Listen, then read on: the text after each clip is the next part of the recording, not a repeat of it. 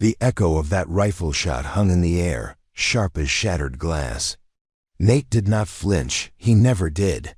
But behind his eyes, the world slowed to a hush, the way it always had when trouble walked in wearing spurs. Dust rose, swallowing the horizon and washing the town in a haze that tasted like metal and fear. Inside the Silver Star, Merwin's shallow breaths came in choked gasps. Emma leaned over her, pressing a damp cloth to her forehead, whispering the same words again and again. "You're safe now. You're safe now." As if she could convince the desert, the outlaws, and the memory of all the things that had driven Nate here to lie down and stay dead. He lowered the shotgun, just enough to see the 5 shapes emerge from the swirling dust.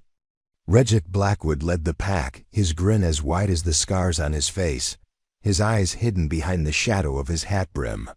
His horse danced sideways, snorting at the scent of fresh fear drifting from the town. "Well, if it ain't the barkeep." With the steady hands, Blackwood called out, voice carrying clear despite the wind. He didn't raise his weapon, he didn't have to. The others fanned out behind him, the dust of the desert clinging to their boots like old regrets.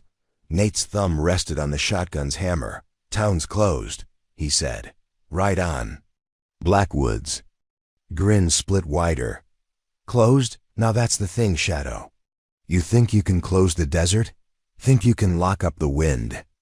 Nate ignored the name, Shadow. It had followed him like a dog that wouldn't die, gnawing at his conscience until there was nothing left but old stories and the faint taste of blood. He let the silence stretch, watching Blackwood's fingers dance at his belt. The outlaw wanted him to flinch, to show fear. Nate gave him nothing. A shuffle behind him, a rustle of skirts, a hissed word. Emma had stepped onto the porch, her eyes wide, but her hand steady on the rifle that belonged to no one but her father, back when he'd stood watch over a silver. Clayman lost everything but his resolve. "Get inside," Nate murmured. "You'll need me," Emma said, her voice quiet steel. The wind teased a strand of hair loose from her bun. "She need us both." Blackwood leaned forward in his saddle, spurs jangling like iron laughter. "Who's the lady?" "Pretty thing, ain't she? She yours, Shadow?" Nate said nothing, but Emma stepped forward, raising the rifle an inch higher. "Town's not for sale. Not her, not me. Not any of it." The outlaw's grin soured. He spat into the dirt. "See, boys, this is why I keep telling you. Some folks need to be reminded who holds the reins." One of his men, Clay Boone, thin as a whip and twice as mean, kicked his horse forward. "Want me to send a reminder?" Nate's heart slowed. The wind dropped, the desert listening.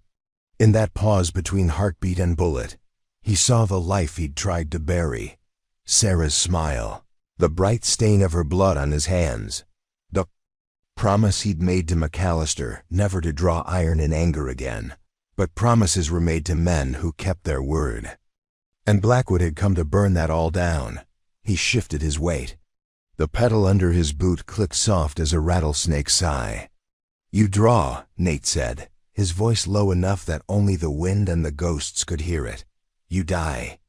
"Clay." Boone sneered, showing rotten teeth. "Old man, you." His hand went for his holster. The shotgun's roar drowned the sun. Clay tumbled backward off his horse, a ragged hole where his chest had been. The horse reared, wild-eyed, before bolting. Down the street. Silence reclaimed the street in the wake of the gun's thunder. A single plank on the saloon porch creaked under Emma's boots as she lowered her rifle. Nate didn't move. His eyes met Blackwood's, 2 coals burning in the ruin of their shared past. "You never did know when to walk away," Nate said. Blackwood's smile was gone, replaced by the cold calculation of a man who weighed death like silver on a scale. He motioned with a flick of his gloved fingers. The remaining 3 riders spread out, forming a crescent that boxed the saloon in. Inside, Merwin's ragged cries rose above the wind. Emma darted a glance over her shoulder. "She's close," she hissed. "Too close. She'll make it. Nate said, though the lie cut him like broken glass. He knew too well how the desert took what it wanted and left the rest for the vultures. Blackwood's voice coiled through the dust. I hear tell you got a widow inside. Heavy with child, pity, you can hand her over, now save yourself the blood. Emma's hands tightened on the rifle. Nate felt her fear like a pulse under his own skin.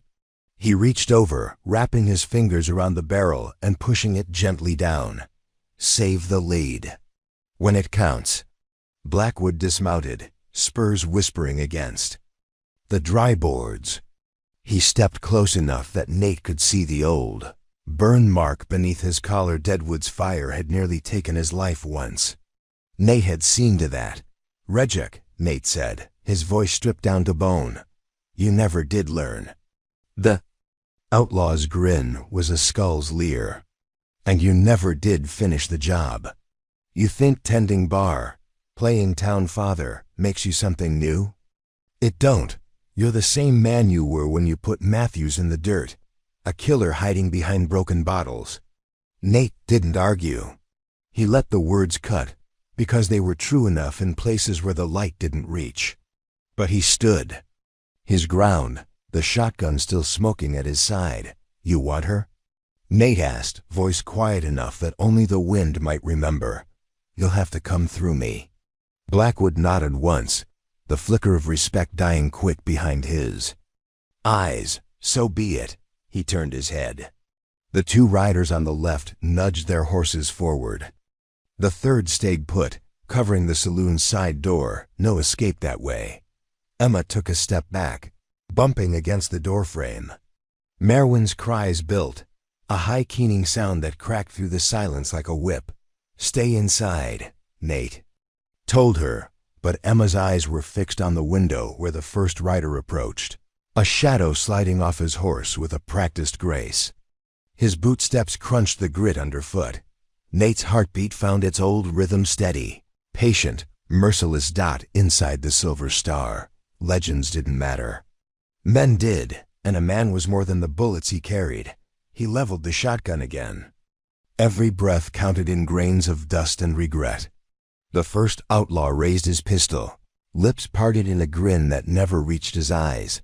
Should have stayed dead, Shadow, the man said. Nate exhaled. His finger tightened. The last of the afternoon sun caught the edge of his badge long since retired. Never forgotten. The next bullet would write his story in blood or carve a new ending. One where a lost widow's cry turned into hope instead. Of another grave under the endless desert sky.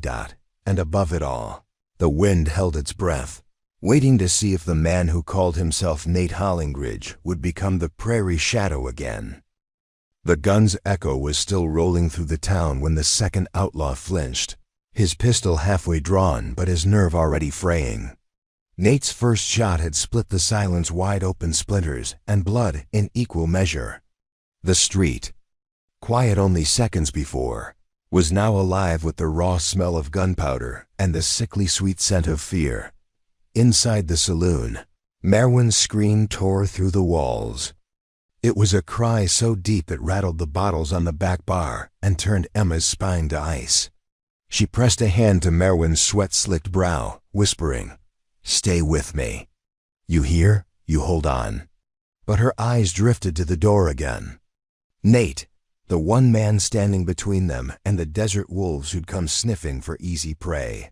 She wanted to run to him, shoulder to shoulder, the way her father had taught her when they'd stood watch over the silver claim. But the widow needed her more. Outside, Nate's boots shifted, kicking up a swirl of grit. He could see every tremor in the second man's hands, the way his eyes darted toward Blackwood for permission that would never come. This one was young, too young. His cheeks still bore the patchy bristle of a boy pretending at manhood. Nate felt that old tug in his chest, the voice that whispered, "Don't do this. Let him go." But he knew better. Mercy in the wrong moment could bleed a whole town dry. Blackwood leaned against his horse, calm as a snake on warm stone. His grin was gone, but the satisfaction lingered in his eyes. "Go on, boy," he murmured. just loud enough for Nate to hear. "Show him you ain't afraid of a ghost." The kid swallowed, drew. Nate didn't even think about it. The shotgun roared again, louder than any sermon, and the boy folded into the dust like an unspoken apology.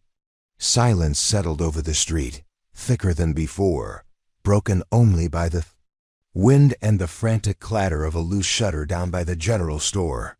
Blackwood pushed off from his saddle and clapped his gloved hands together. "Two down," he said, like they were tallying cattle, not men. "How many more ghosts you got in you, Shadow?" Nate lowered the shotgun, cracked it open, and slid 2 more shells into place. He'd done it so many times it felt like an extension of his heartbeat, however many it takes. Behind him, the saloon door creaked, Emma's voice low and tight. "She's coming now, Nate. The baby's coming." He didn't turn. He couldn't afford to. But the words hit him like buckshot to the chest. He pictured the woman lying there, bones like glass, eyes wide with a fear that had nothing to do with the men outside. He pictured the child, fighting for a chance to draw breath in a world too sharp and cruel to hold it gentle. Blackwood's eyes glittered. "Ain't that sweet?" The prairie shadow, midwife to a coyote's orphan. "I'll make you a trade, Nate. You hand her over, and I'll let you keep your insides inside." Nate's jaw tightened. "Ain't yours to take." The outlaw shrugged. "Everything's mine if I want it bad enough." He raised his hand. The third man on horseback dismounted, boots thudding onto the dry, packed earth. This one was different, older. Meaner, with a scar across his scalp where hair would never grow again. He didn't posture, didn't speak. He just leveled his rifle at the saloon door. Nate's voice cut through the tense quiet, sharp enough to draw blood. "You squeeze that trigger. You'd best make peace with your God before you hit the dirt." The man smirked. "Ain't got one." They moved at the same time.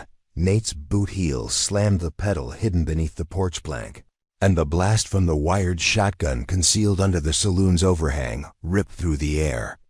The outlaw's rifle barked, but his shot went wild as buckshot chewed through his shoulder and spun him half around. He dropped to his knees, hands scrabbling at the wound like he could stuff the life back in. Nate stepped forward, eyes flat and cold. "Should have brought a god." A hiss. From Blackwood, snake mean. "You think you've won something here? All you've done is buy her time to die screaming." Nate didn't bother answering. He heard the next scream, Merwin's voice tearing free of her throat like a blade dragged across stone.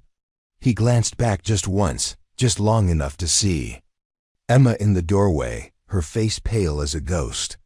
She held her father's rifle in one hand and a length of cloth dark with blood in the other. "She's bleeding bad, Nate. You hold her," he said. "You hold her, and you don't let her slip." Emma's eyes shone wet but hard. "And who holds you?" "Ain't nobody left to hold me," he said, and turned back to Blackwood. For a moment, the years fell away. Nate could see Deadwood's muddy street, the bodies cooling under the pitiless sun. The way his shadow stretched so long behind him, it seemed like it might swallow the whole world. Blackwood saw it too. He stepped closer, boots scuffing the dirt. "Let's finish this, Shadow, man to man, you and me, no gang, no shotgun tricks." Nate's voice was gravel and iron. "You don't want that." "I do," Blackwood spat. "Because the legend says you're death walking. But you ain't. You're just an old man too tired to keep the ghosts at bay." Nate tilted his head, listening. The wind was up again, carrying the cries of a woman giving life and the rattle of death waiting at the door. He felt the weight of every choice, every bullet, every soul he'd ever sent spinning into the dark. He unhooked the shotgun from his elbow and tossed it aside. It hit the dirt with a dull thud. His hand drifted to his belt, fingers curling around the grip of the old Colt he hadn't drawn in half a decade. Blackwood's grin was feral. There he is, the prairie shadow. Nate's thumb rested on the hammer. One way or another. Behind him, Merwin's voice lifted, raw and jagged. then broke off into a silence that cracked Nate's ribs wide open. He felt Emma's scream echo through his bones. Blackwood saw the tremor in Nate's fingers, mistook it for weakness. "Guess the legend dies today, huh?" Nate raised his eyes. And Blackwood saw it then. What all the stories had tried and failed to capture, the stillness that came before the storm. The mercy of a grave dug with steady hands. The promise that some men were made to keep death company so others could live. "Not today," Nate said. And drew. The thunder of Nate's shot cracked the afternoon wide open, echoing through the empty streets like a promise kept too late. Blackwood stumbled back, the smug twist of his grin replaced by the raw shock of a man who'd always believed he was untouchable. His hand clutched at the fresh wound blooming red across his chest, the stain darkening the dust where his shadow pooled at his feet. Nate didn't blink, didn't breathe until Blackwood's boots slipped out from under him, and the outlaw crumpled to the ground. Silence rushed in to fill the space left by the dying man's final gurgle. The wind, once sharp with the bite of oncoming violence, seemed to ease, carrying instead the low whimper of a baby fighting its way into the world. He turned then slowly, so slowly toward the saloon's battered doorway. Emma was there, backlit by the dim glow of oil lamps. She held the rifle loose at her side, her dress streaked with sweat and someone else's blood. Her mouth opened around his name, but no sound came. It didn't matter. He read it in her eyes, the widow, the child. They're still here. For now. Nate holstered his Colt with a motion that felt older than the bones in his hands. He stepped past Blackwood's slack form, boots brushing the dust over fresh blood. There would be more. There always was. It clung to him like a second skin, no matter how hard he scrubbed it or how many promises he buried in the dirt dot inside. The silver star smelled of whiskey, sweat, and fear. The old boards creaked under his weight as he crossed to the back room, where Merwin lay sprawled across the narrow bed they'd dragged in from Emma's quarters. Her skin was the color of old paper, sweat plastering her hair to her cheeks. Her eyes, half-lidded, fluttered toward him when he entered, but they didn't focus. Beside her, Emma worked in fierce silence, hands crimson to the wrists. "You can't be here," Emma snapped, not looking up. "Go. Watch the doors." Nate didn't argue. He pressed 2 fingers to Marwin's wrist, searching for that stubborn flutter of life. He found it weak, erratic, but there. Then he stepped back, and the darkness in the corners of the room seemed to breathe with him. He'd seen men drag themselves back from worse. He'd seen them go out with less, the baby's wail cut through the tension like a blade. Tiny, angry, alive. Merwin's lips twitched, a ghost of a smile chasing the edge of death. Nate's throat clenched around something he refused to name. He'd seen too many children born into gunfire and desert dust. Seen too many left behind when the wind shifted and the graves grew shallow. He stepped into the main room again, pushing through the door with his shoulder. The saloon was quiet, eerily so. The corpses outside were still, and the wind had carried the remaining riders far enough back that their distant whoops and calls sounded like echoes from another lifetime. But he knew better than to trust the quiet. He crossed to the bar, knuckles brushing the worn wood. He pulled the shotgun back into place, checked the load, and braced it under the counter. His fingers found the groove his thumb had worn there. Over countless nights polishing glasses and pretending he was just another man, not the prairie shadow. Not the legend that made men sharpen their knives and come hunting just to see if they could carve their name into his story. A thud outside. Heavy boots on the boardwalk. Nate's spine straightened. He looked over his shoulder at Emma, who now cradled the newborn in the crook of her arm. Her face was pale but fierce like dawn breaking over a battlefield. "You watch her," he said. "You watch them both." She nodded, lips pressed into a bloodless line. Nate stepped through the batwing doors again. The sun had begun to slip behind the hills, throwing long shadows across the town. The bodies of Blackwood's fallen men sprawled where they dropped, flies already gathering at the edges. But there, at the far end of the street, more riders waited, 6, maybe 7, shapes blurred by the shifting heat rising off the dirt. A man stepped forward, dark coat flapping around his legs, a wide-brimmed hat pulled low enough to hide his eyes. Nate's gut twisted. Wade Cutter, he should have known. Every vulture found its way back to the same carcass sooner or later. Wade's voice drifted up the street, calm and clear. "Heard you'd settled down, Shadow. Thought maybe you'd gone soft." Nate didn't answer. His fingers drummed on the barrel of his shotgun. Wade chuckled. "See, boys, told you. Old dogs still got teeth.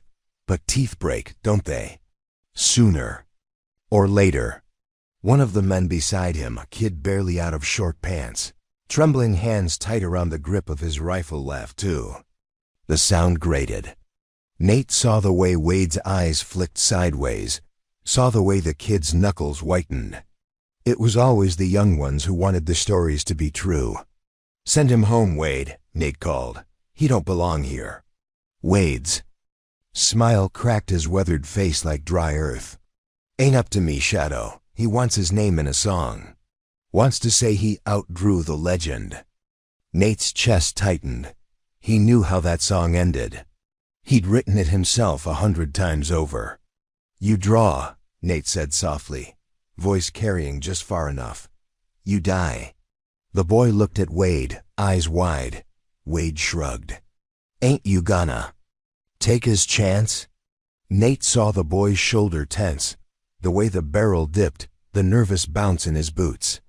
He could read it like scripture. He wished he couldn't. When the kid drew, it was clumsy, too high, wrist cocked wrong. Nate didn't even aim. One shot, flat and final. The boy dropped, boots twitching in the dust. Wade didn't flinch. Neither did Nate. The wind carried a baby's cry from inside the saloon. Wade tilted his head, listening. "She have it yet?" Nate's answer was the click of his shotgun hammer. "You step inside, Wade. You're next." Wade's grin was all teeth. "This town's just a pile of tinder, Nate. You know that. One spark.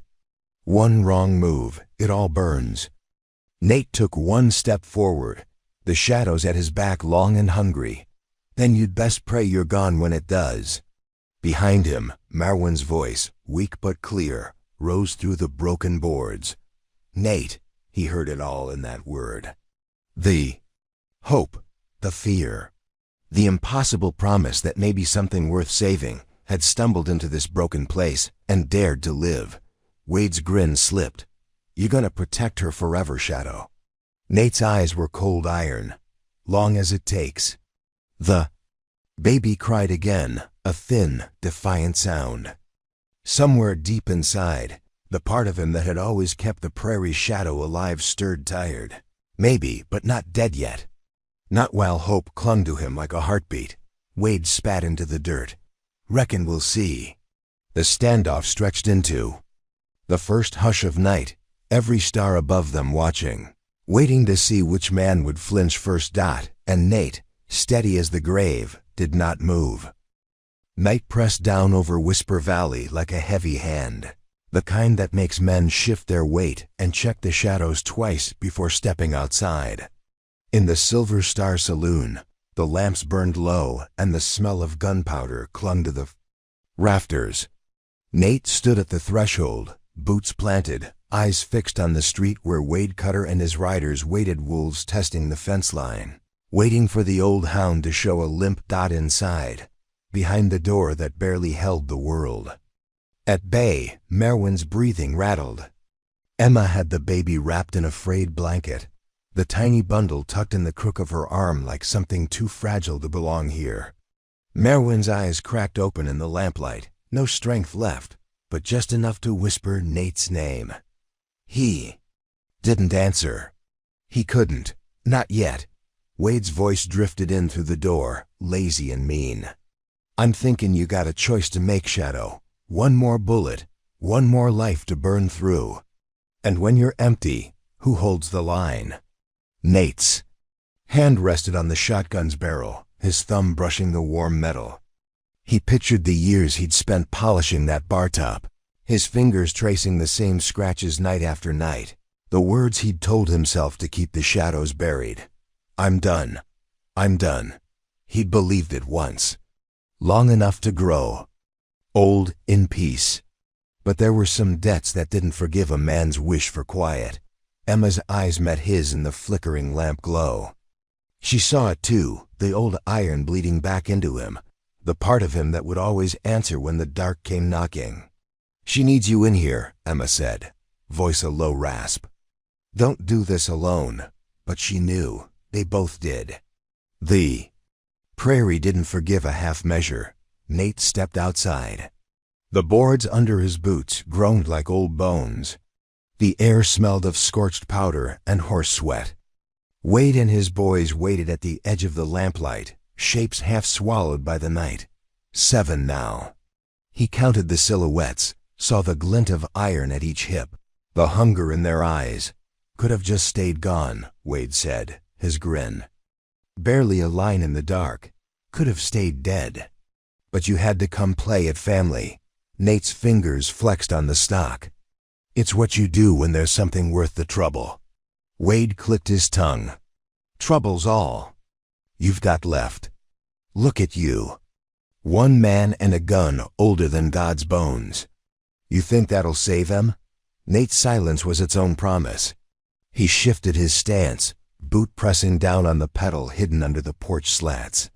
He'd rigged it years back, a small insurance policy in case the ghosts ever found his door again. One of Wade's men stepped forward, wide shoulders hunched, a butcher's grin on his face. You gonna hide behind that scattergun all night, Shadow? Nate's mouth twitched, a flicker of something like a smile. Step closer, find out. The man did. Boots crunching dry dirt. The wind kicked up dust devils in the street, and somewhere in the distance, a coyote's howl broke the hush. The man's hand hovered near his holster tense, uncertain. Nate saw the tremor, the tiny shift of weight, the breath hitch before the draw. Don't, Nate said. It was not a plea. It was a fact. The man drew anyway. He was fast. He might have lived long enough to tell the story if he'd faced any other old man in any other dying town. But Nate wasn't any old man. The shotgun blast punched the rider off his boots, flung him into the street like a rag doll. The echo slammed into the storefronts, woke the crows in the empty church. Steeple. Wade didn't flinch. Just sighed like he was watching a dog piss on his boots. How many shells you got left, Shadow? You counting? Nate didn't answer. He saw the eyes behind Wade, young ones, hungry ones. He knew that hunger too well. He'd worn it once when he thought. A notch on a gun made him something more than the dirt that would take him. He wanted to tell them to run, but words were as useless as prayers now. Inside the saloon, Marwen's voice rose in a brittle cry. The baby's answering wail cut through the dark like a blade. Emma's silhouette flickered in the doorway, rifle balanced on her hip, mouth set in a line that promised she'd bleed out before she let them take what they'd come for. Wade spat, boots scraping forward. You hear that, Shadow? New life squealing in the dark. Won't be long before the wind carries that sound right back to the dirt.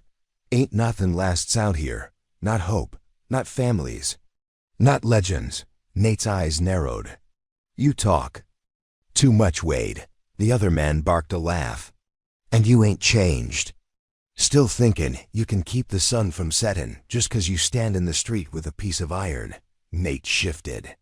The pedal clicked under his boot. The second scattergun under the eaves primed itself with a faint snick of the wire line. Wade tilted his head. You really think that old trick'll save you twice? Nate's grip tightened. Ain't about saving me. Wade's grin was a blade. Nah, it's about burying every last fool who thinks you're worth standing behind. One of the riders flanked left, boots scuffing the saloon wall. Nate didn't turn, but he felt the shift in the air, the weight of another man's fear bleeding into anger. That was always the last thing they tasted. Fear that turned to rage that turned to dirt. Step back, Emma hissed from the doorway. The rider smirked. He saw her, the woman with her skirts smeared in blood, a baby mewling like a kitten under one arm. He saw her but didn't see the rifle butt tucked tight against her shoulder. "You think you're something, girl?" He sneered. Emma's shot slammed him sideways, the bullet tearing his hat clean off before lodging deep in his skull. His body hit the boards with a sound like a dropped sack of feed. Wade's smile slipped a fraction dot inside Merwin's cry. Guttered out. For one breathless heartbeat, Nate thought she'd slipped the coil, left the child alone in this godless stretch of dirt. Then the baby's wail rose again, louder, raw as an open wound. Nate's chest burned. He'd buried too many. Not this time. Wade motioned with 2 fingers. The last riders fanned out. 4 now. 4 guns to his 1. It had never mattered less. Any. "Last prayers, Shadow?" Wade asked, eyes black as the space between stars. Nate's voice was dust and steel. "Ain't never been good at prayin'." Wade's grin was gone. His hand hovered. So did Nate's. Inside, Emma pressed her back to the doorframe, rifle ready. Eyes on Nate's shadow stretched long across the floor. The baby's cries mixed with the distant howling wind, carrying hope and despair in equal measure. This story took us a long time. If you like it, subscribe. Now back to the story. Outside, the wind stilled. Nate's finger twitched, and the street erupted in thunder. The thunder rolled through Whisper Valley like a judgment, rattling window panes and stirring the dust that never truly settled. Nate's Colt bucked in his hand, its bark echoing off the storefronts and saloon walls like an old ghost laughing. Sparks danced from the shotgun trap rigged above the eaves, its scatter blast ripping through the dark, turning shadows into sudden, crumpled shapes. 2 of Wade's men dropped where they stood, boots kicking up little clouds of dry dirt before. They went still. Wade Cutter didn't flinch, he never did, but Nate saw the truth flicker in his eyes, the split-second betrayal of a man who'd built his life on borrowed fear and the hope that one day the devil would look the other way, inside the silver star. Emma pressed her back to the doorway, the rifle warm against her shoulder. She could feel the baby's heartbeat under her free arm, a frantic little drum that had more fight in it than half the men she'd watched Nate put down over the years. She wanted to scream at him to come inside, to shut the doors, to let the world burn itself out while they held on to what was worth keeping. But she knew Nate Hollingridge was the door. Always had been. Wade's boots shifted in the street. He rolled his neck, shoulders loose, like a prizefighter stepping into the ring with the crowd already chanting his name. "Ain't no use." "Shadow," he drawled, voice dripping with the poison that had kept lesser men at his side. "You die here tonight. Town dies with you." Nate said nothing. He took 1 step forward, boots scuffing the packed earth. His Colt hung easy at his side, the barrel still warm, smoke drifting from the muzzle like incense from a grave. The last of Wade's riders was just a boy hardly old enough to shave. He clutched his revolver with both hands, knuckles white, eyes darting from Wade to Nate and back again. Nate saw him. Saw the way the kid's shoulders twitched, the way his boots wanted to run, but his pride held him rooted in place. "Go home," Nate said, quiet enough to sound like a prayer. The boy's eyes widened. He shook his head once, sharp. Wade laughed. "Behind him, he stays. He stays 'cause he wants to see what makes a legend bleed." A hush settled over the street, heavy as a hanging rope. The wind carried the sound of Merwin's ragged breathing and the baby's thin, fierce wail. Somewhere behind Nate, Emma murmured to the child, words too soft for the desert to swallow whole. Wade spread his arms, grin wide and hungry. "1. Last draw, Shadow. Just like old times, just you and me. Winner writes the ending." Nate's fingers twitched at his side. He felt the old rhythm settle in his bones, the pulse that had kept him alive through Deadwood, through the border towns, through 100 half-forgotten nights when he'd been half ghost and half bullet. "You sure you want it this way?" Nate asked, his voice flat. "Could still walk. Could let the desert bury what's left of you." Wade's eyes glittered under the brim of his hat. "And miss my name in every campfire story west of the Pecos? Not a chance." The boy shifted behind him, boots scraping dirt. Nate's gaze flicked to him just once, a silent warning, a mercy. He'd spent too many years trying to learn. He hoped the kid would see it. He hoped the kid would run. They stood like that, 3 statues cast in iron and dusk: Nate Hollingridge, Wade Cutter, and the boy who didn't yet know if he wanted to be a killer or a ghost. Inside, Emma pressed her forehead to the doorframe, the baby's cries sharp in her ear. Merwin's breath rattled like dry leaves caught in a gutter. 1,000 prayers bubbled up in Emma's chest, but she bit down on them all. Prayers were for when the shooting stopped. Wade's fingers hovered over his gun. "Reckon you're ready to join her yet, Shadow?" Nate's reply was a heartbeat long. "Not tonight." The street cracked open. Wade's pistol cleared leather, flash bright in the dark. Nate's Colt barked once, twice. A single motion spun from old muscle memory and the promise he'd made to himself all those years ago in Deadwood. He didn't feel the bullet that ripped across his ribs.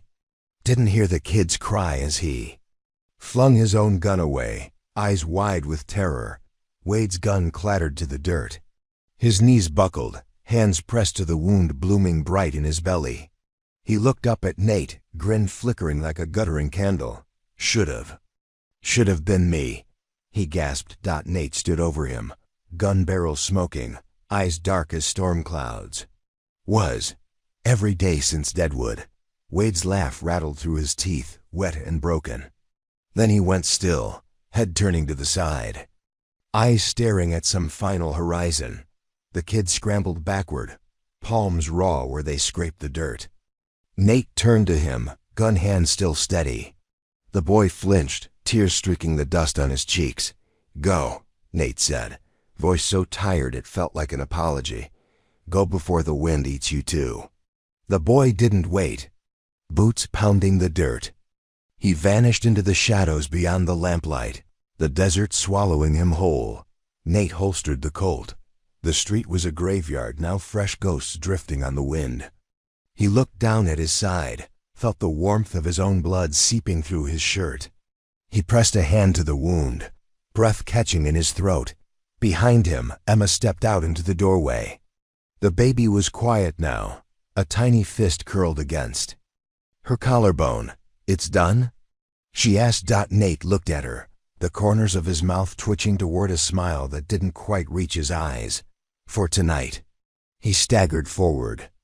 Emma caught him before he hit the boards, her arms strong around his ribs.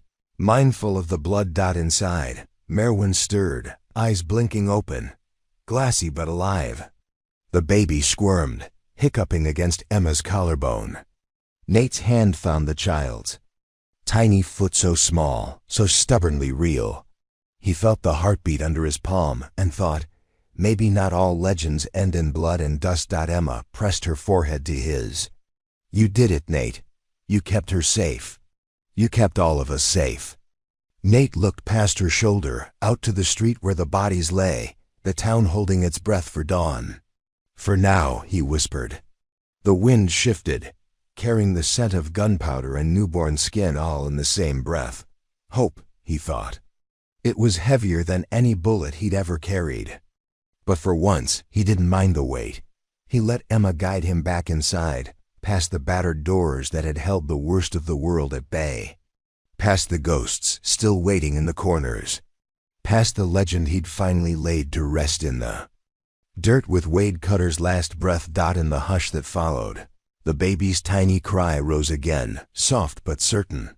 A promise that some things, no matter how broken, still dared to live. And Nate, battered and bleeding, let himself believe it. Inside the battered walls of the Silver Star Saloon, the quiet that followed the gunfire wasn't peaceful. It was thick, heavy with all the things that couldn't be said over the graves just dug in the dirt outside. Nate sat at the bar where he'd once poured drinks for drifters and ranch hands, his right hand pressed firm to the ragged tear in his side. The blood was dark against his shirt, sticky under his fingers. Emma moved through the room like she'd done 100 times, sweeping up broken glass and spent shells, her skirts rustling like dry leaves. She paused to glance at him, the baby tucked close to her chest. The child's tiny breaths reminded her that not every night ended in ruin. Some nights clawed their way toward hope, whether the desert liked it or not. "Let me see," she said. Nodding at his hand, Nate raised an eyebrow but didn't argue. He winced when she peeled the cloth away. The wound was a shallow groove, a cruel kiss from Wade's final bullet. It could have been worse. It should have been worse. "You'll live," she said, voice flat but her eyes telling him how close it had been. "Not my first scar," Nate muttered. He shifted his gaze to the window where dawn's gray promise seeped in between the boards. Outside, the street was quiet, no bootsteps, no wild shouts, only the slow drip of melting frost from the saloon's tin awning.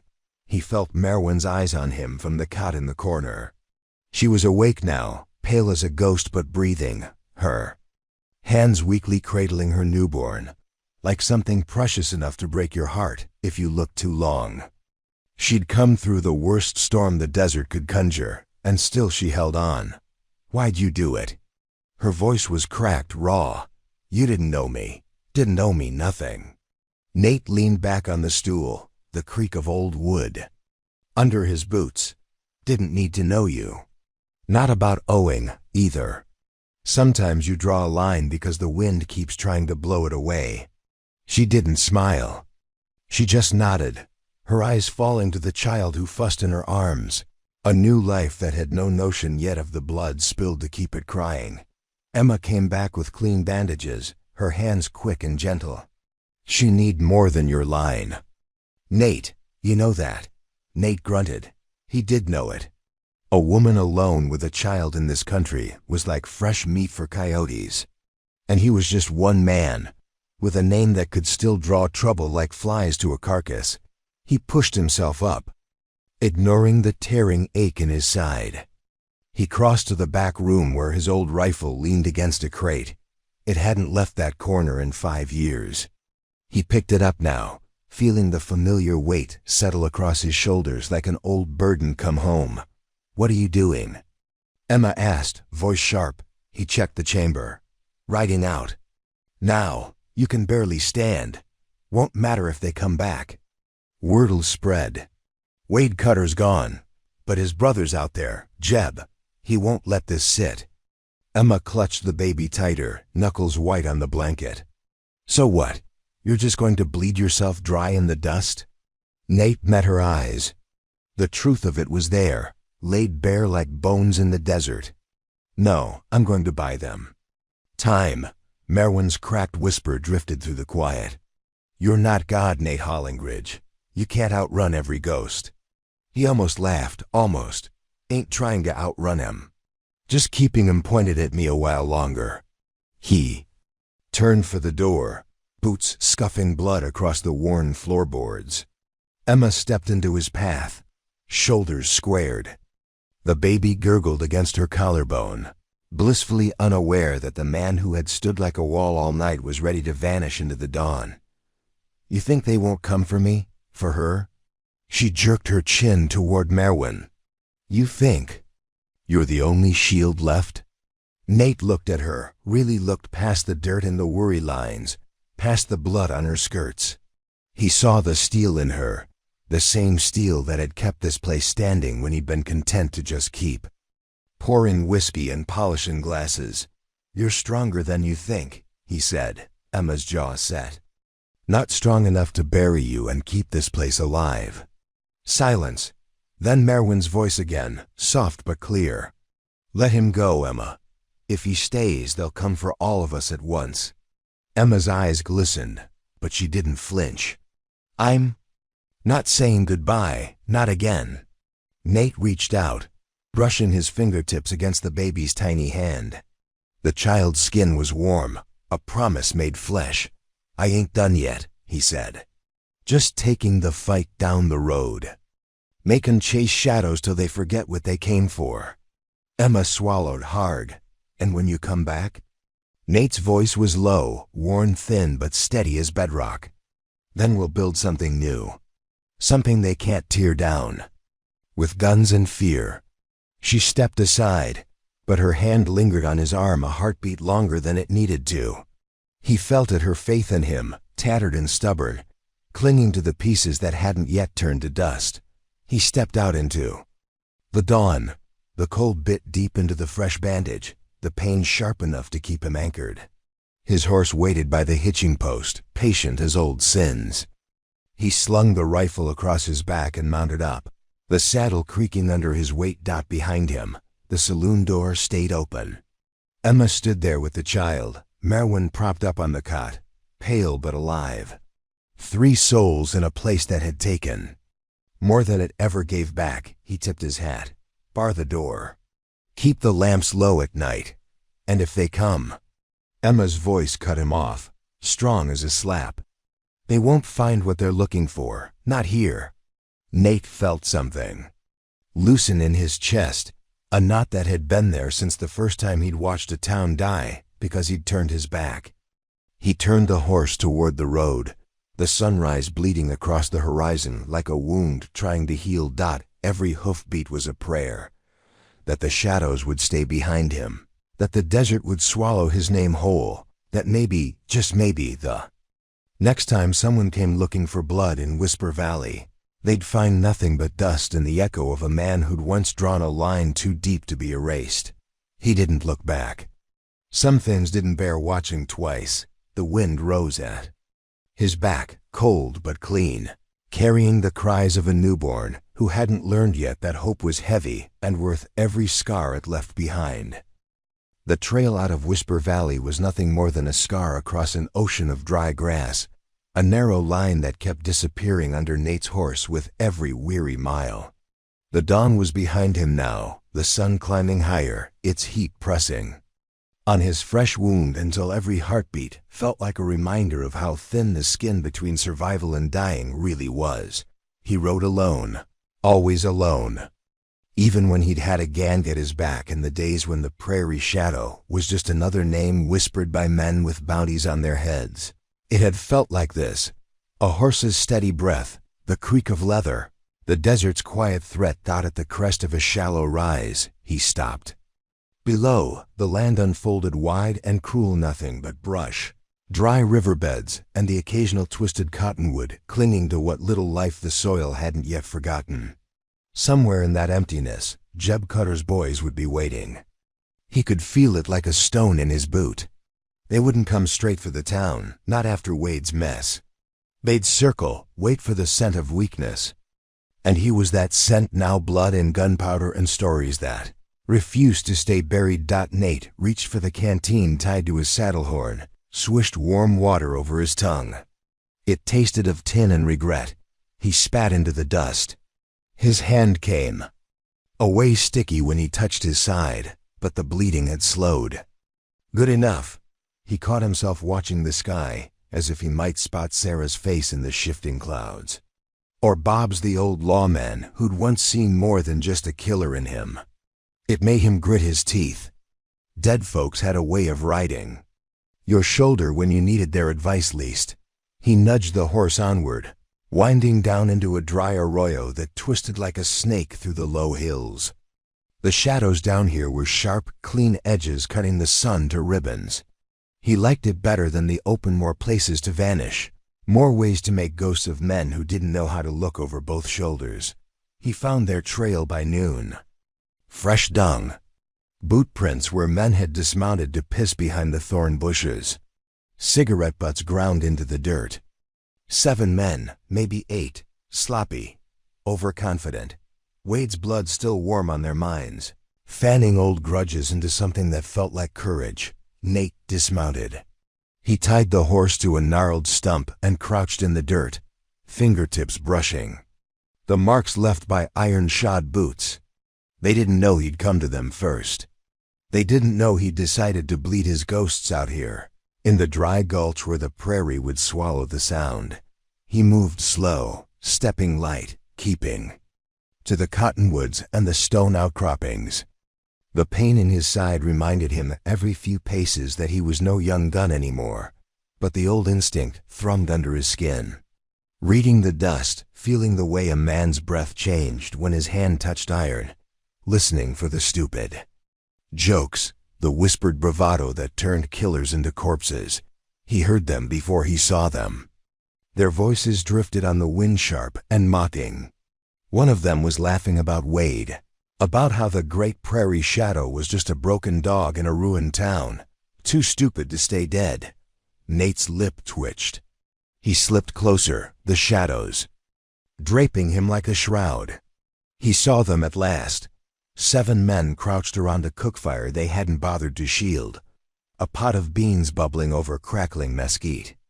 Guns leaned against saddles, bedrolls half unraveled. Their horses grazed a few yards off, snorting in the heat. Jeb Cutter stood apart, one boot braced on a rock, a long rifle cradled in the crook of his arm. His face was older than Wade's, lean and weather-bitten, but the eyes were the same sharp, restless, never satisfied. He was telling the story, words punctuated by the pop of firewood. Nate crouched in the brush, listening. "Should have done it myself," Jeb was saying. "Should have gone to Whisper Valley when Wade sent word. Knew he'd get soft at the sight of that old gun hand. Always did like the story more than the kill." One of the boys, a thick-shouldered kid with a patchy beard, spat into the flames. "So what now? Wait for the law, or do we bury him deep?" Jeb laughed, but there was no mirth in it. "Law don't come out here, boy. Not for ghosts like him. We'll drag him into the dirt, same as Wade. Then we go back for the rest. That widow, the saloon girl, that baby, they're the bait. And a man like Hollingridge? He'll bleed himself dry to keep him breathing." The kid flinched, as if the idea left a bad taste. Jeb noticed. His smile was all teeth. "You got a problem, Jack. You think we're choir boys now?" Jack shook his head quick. "No, sir. Just feels wrong, is all." "Wrong?" Jeb stepped close, the firelight making his grin look carved from bone. "The prairie don't care what feels wrong. It only cares who's willing to take what they want before the dirt takes them." Nate slid his Colt from its holster. The cold steel steadied the tremor in his chest. He could walk away, slip back through the brush, try to draw them away from the town another way, but he knew these men. Wolves smelled fear. They'd follow the trail no matter how many miles he bought with his blood. Sometimes a man had to be the ghost he'd tried to bury. He rose from the shadows like a memory with teeth. Jeb Cutter. They turned as one, startled yelps and the scrape of boots on dry stone. Jeb's eyes narrowed, the rifle rising an inch. Well, there he is. The prairie shadow in the flesh. Nate's voice was calm, dead calm. "You're not riding out of this draw, Jeb. You know that."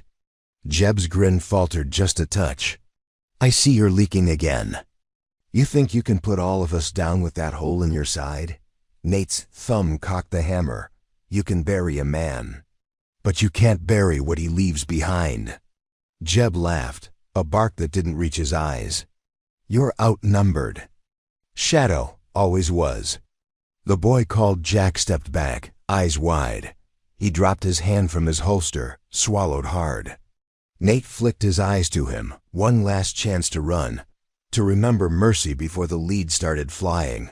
Jeb noticed. "Don't you dare, boy. You stand and die like a man." Nate moved first. The Colt's muzzle flared, thunder ripping through the cottonwoods. Jack flung himself to the ground. Another shot. Another. The cookfire hissed as blood splashed across the beans. Someone screamed. Horses shrieked and bolted into the scrub. Jeb fired once, twice. A burning line grazed Nate's arm, but he didn't feel it. He closed the gap between them in 3 strides. The world narrowed to the glint of the rifle's barrel, and the echo of every promise he'd ever broken. He fired. Point blank. Jeb stumbled back, a neat hole where his heart used to be, mouth working soundless words before his knees gave way. When the last gunman dropped, the draw fell silent but for the sizzle of spilled coffee and the distant thud of hoofbeats fading into nothing. Nate stood in the smoke, shoulders heaving. He waited for the ghost to settle, for the shadows to swallow up what was left, but they didn't come. Not this time. He lowered his gun, feeling the warmth of the sun breaking through the cottonwoods. Maybe there was still enough road ahead to ride back. Maybe there was still a town worth protecting. Maybe he was more than the graveyard these men had tried to drag him into. He turned for his horse, the Colt still warm in his palm, and whispered to the wind that he'd be home soon. The prairie swallowed the echo of Nate's last shot, the wind weaving it into the hush between the cottonwoods. He stood a long while in that silence, boots planted in the blood-muddied dirt, the Colt heavy in his grip. His eyes flicked from one cooling body to the next. Jeb Cutter slumped over the fire pit. The others scattered like broken cards. The boy Jack was gone.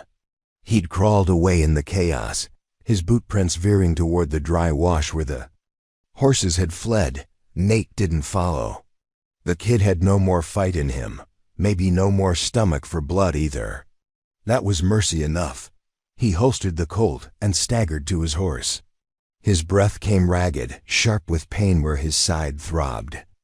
The wound pulled at him with every heartbeat, an old friend that refused to let go. He braced himself against the saddle, breathing through his teeth until the world stopped tilting under his boots. He let his gaze sweep the open land.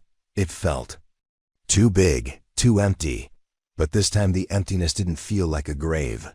It felt like space. Room enough to ride back with the dawn instead of running from it. Mounting up was its own trial. He hissed when the saddle horn bit into his ribs, but he swung his leg over and settled into the worn leather. The horse stamped at the smell of death, head tossing to the east like it already knew where they'd go next, home, such as it was.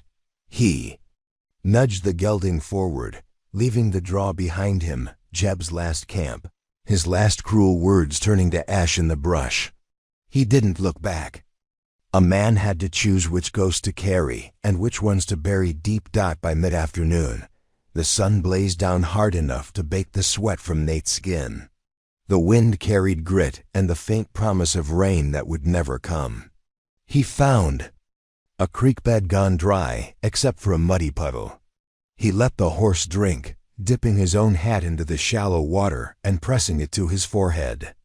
The mud sucked at his boots when he moved, a soft pull that reminded him how easy it would be to lay down and never get up again. But the memory of that saloon door held him upright. Emma's eyes, dark with worry but steady. Merwin's whisper broken, but unbowed. And the child's first cry, carving hope out of a place that had never wanted it. He pushed on, tracing the edge of a low ridge until the valley opened before him like an old wound. There it was, Whisper Valley, small, dusty, scarred, the Silver Star's roof like a lopsided crown on the town's single street. From here, it looked fragile as a child's wish. But wishes had weight when men like him stood guard over them. By the time he rode down the main street, the sun was a coin slipping behind the hills. Lamps flickered in windows. The blacksmith's hammer rang out in the distance, the rhythm of it slow but sure like a heartbeat that refused to die out. Nate dismounted at the saloon's hitching post. The porch boards groaned under his boots, a familiar welcome. He paused, with his hand on the door, listening. No voices, no gunshots, no ghosts, just the hush of a place still standing because he'd bled for it. He stepped inside. The air smelled of lamp oil, old whiskey, and the faint copper tang of blood that would never quite wash out of the floorboards. Emma looked up from behind the bar. She froze when she saw him, a rag clutched tight in her hand. The baby was cradled in a sling against her chest, a tiny shape that seemed impossibly peaceful in the low light. "You're back," she said. her voice somewhere between relief and accusation. Nate nodded once. He couldn't trust himself to speak yet. Emma's eyes flicked to the smear of dried blood on his shirt, the fresh tear in the bandage at his ribs. "You find them?" "Won't trouble you," he said, each word tasting like gravel. She watched him for a heartbeat that felt like a lifetime. Then she rounded the bar, pressing a hand to his chest. "You should be dead," she said. Not an accusation now, just fact. He shrugged. "Ben should have been dead a long time." Her palm lingered over his heartbeat. The baby stirred in, her sling soft as a breath. Nate felt something in him loosen, a knot he'd carried for so long he'd forgotten what it felt like not to live around it. "Come on," Emma murmured. She guided him to a chair by the fire. He let her push him down, felt the warmth of the hearth sink into his bones. She poured him a glass of whiskey, set it in his hand. Her fingers brushed his wrist, steadying him when the tremor started. Merwin lay on a cot in the corner, the baby's basket at her side. She looked older now, eyes sunken but clearer than before. She lifted a hand in a weak wave. "I heard the shots," she rasped. "You dragged them all to hell with you." Nate took a sip, the burn chasing the chill from his ribs. "Left them there. Figured they'd keep each other company." Merwin huffed something like a laugh, then sank back into her blanket. "Good man." Emma knelt beside him, one hand resting on his knee like an anchor. The baby's soft hiccup filled the room, a fragile promise stronger than any vow he'd ever made with a gun. "You did it, Nate," Emma said. "They'll think twice now." Nate stared into the fire. The flames flickered over the old shotgun. Hanging above the bar, the same one he'd polished night after night to keep his hands busy and his ghosts quiet. "Not about thinking twice," he said. "It's about knowing what waits for them if they don't." Emma squeezed his knee, her voice a whisper so soft he almost missed it. "So what now?" He looked at her. At the baby, tiny hand curling in sleep. At Merwin, drifting somewhere between pain and rest. At the saloon bullet holes patched, scars in the wood left for any fool who might come asking about the prairie shadow. "Now?" he said, and for the first time since Deadwood, he felt the weight lift off his shoulders. If only a little. Now we make 'em believe there's more here than blood and bullets. And if they don't, he tilted his glass to the fire, the whiskey catching the light. "They'll find the old ghosts waiting." The wind rattled the shutters, but inside the Silver Star, the fire held steady. Outside, the prairie whispered that nothing lasted long out here, not hope, not men. But Nate knew better. Some things were worth keeping alive, no matter how much dust and blood it took. He closed. His eyes let the warmth wash over him, and for the first time in a lifetime, he let the ghost stand guard so he could rest. The fire in the Silver Star burned down to coals, glowing embers that cracked and whispered, as if they too carried secrets no one wanted to say out loud. Nate sat slumped in the same chair, half-empty glass balanced on his knee, eyes fixed on nothing.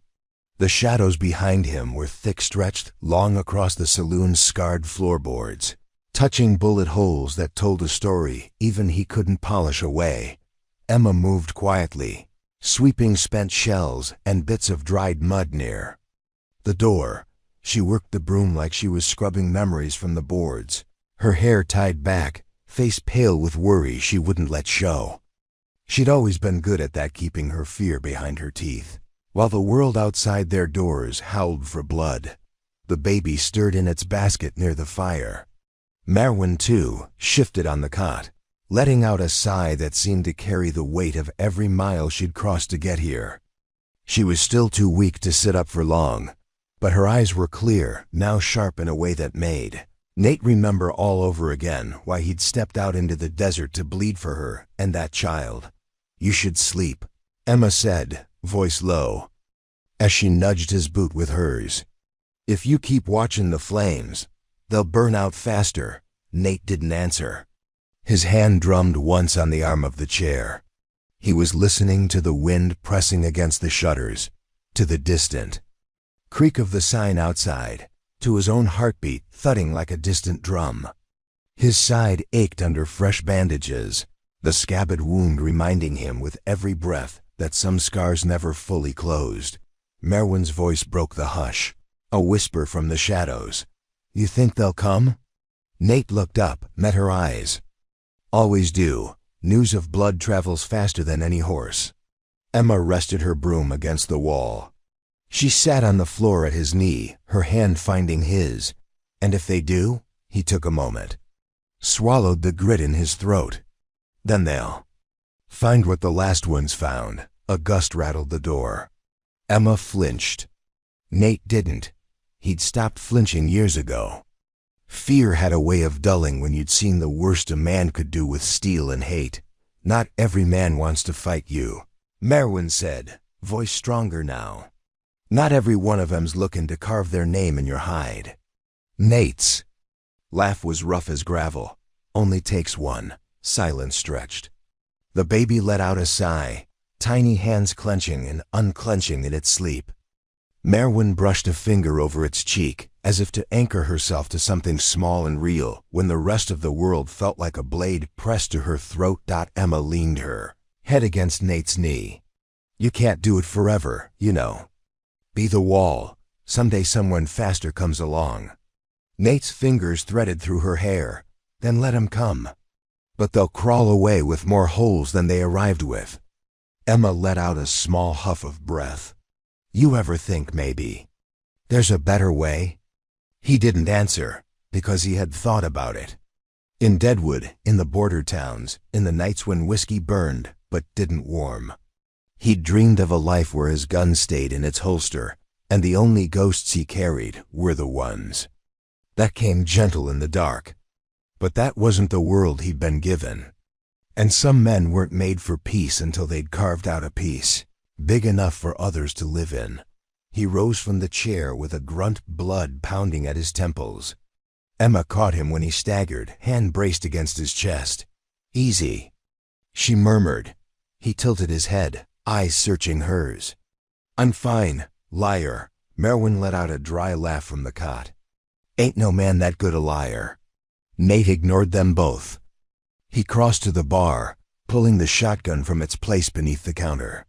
His hands moved on instinct, checking the chambers, thumbing shells into place. The old wood under his palms felt steady, an anchor in the drift of the night. "You're gonna wear that thing out one of these days," Emma said. But there was no real bite in her voice. They all knew it was the only language the prairie understood. Nate turned the shotgun over in his hands, thumb brushing the notch carved near the trigger guard, a mark he'd put there the night Sarah died, when Bob had found him half drunk, ready to burn the world just to feel warm again. He wondered if Bob was somewhere watching him now, that steady old lawman's voice reminding him that killing a man was easy. Living with it, that was where the work began. He propped the gun against his shoulder and glanced back at Emma. "Get some sleep, both of you. I'll sit the night." Merwin's eyes fluttered closed before she could argue. Exhaustion had more claim on her than fear did now. Emma watched him, the baby's soft breaths warming her collarbone. "You'll wake." "And if. He cut her off, gentle but firm. "I will." She held his gaze a second longer, searching for the lie that wasn't there. Then she nodded, standing with a quiet grunt and carrying the child to the cot. She settled beside Merwin, the three of them curled together like a secret the desert couldn't pry loose. Nate lowered himself behind the bar, back against the oak planks, shotgun resting across his knees. He let the fire's glow catch the edge of the barrels. He watched the door, the windows, the places where shadows shifted when the wind pushed too hard. Somewhere beyond those walls, the prairie waited wide and merciless, hungry for men who thought they could outrun what they'd done. He'd learned the hard way that it never mattered how far you rode. The only thing that mattered was whether you could stand your ground when the storm came looking for your name. He felt the weight of his eyelids, the pull of sleep. But he held it at bay. The ghosts could rest. The women could rest. But the man they called the Prairie Shadow, he'd keep watch till dawn. Just like he always had. The wind rattled the sign outside, whispering that tomorrow would bring more riders, more questions, more blood if it had to. Nate's hand tightened on the stock of the shotgun. He didn't smile, didn't breathe a word. But the promise was there, buried under the scar on his side, the stain on the floorboards, the legend that refused to lie down. Let him come, he'd be ready. When dawn finally cracked over Whisper Valley, the saloon smelled of old whiskey, gun oil, and the faint sweetness of newborn breath. Nate hadn't slept. He'd drifted once or twice, the shotgun across his knees like a promise, but every creak of the old floorboards, every groan of the wind outside, snapped him awake again. The Prairie Shadow could rest when the prairie said so, and the prairie never said so. Emma stirred first. She lifted her head from where she'd dozed against the cot, her hair sticking to her cheek, the baby still tucked warm against her ribs. She blinked at him through the half-dark, eyes soft but sharp. "You're gonna drop dead before you get a chance to shoot again," she murmured. Nate cracked the stiffest smile. Might be the best way to die, all things considered. Merwin's eyes fluttered open too, hollow and bruised but awake. She shifted just enough to pull the baby closer.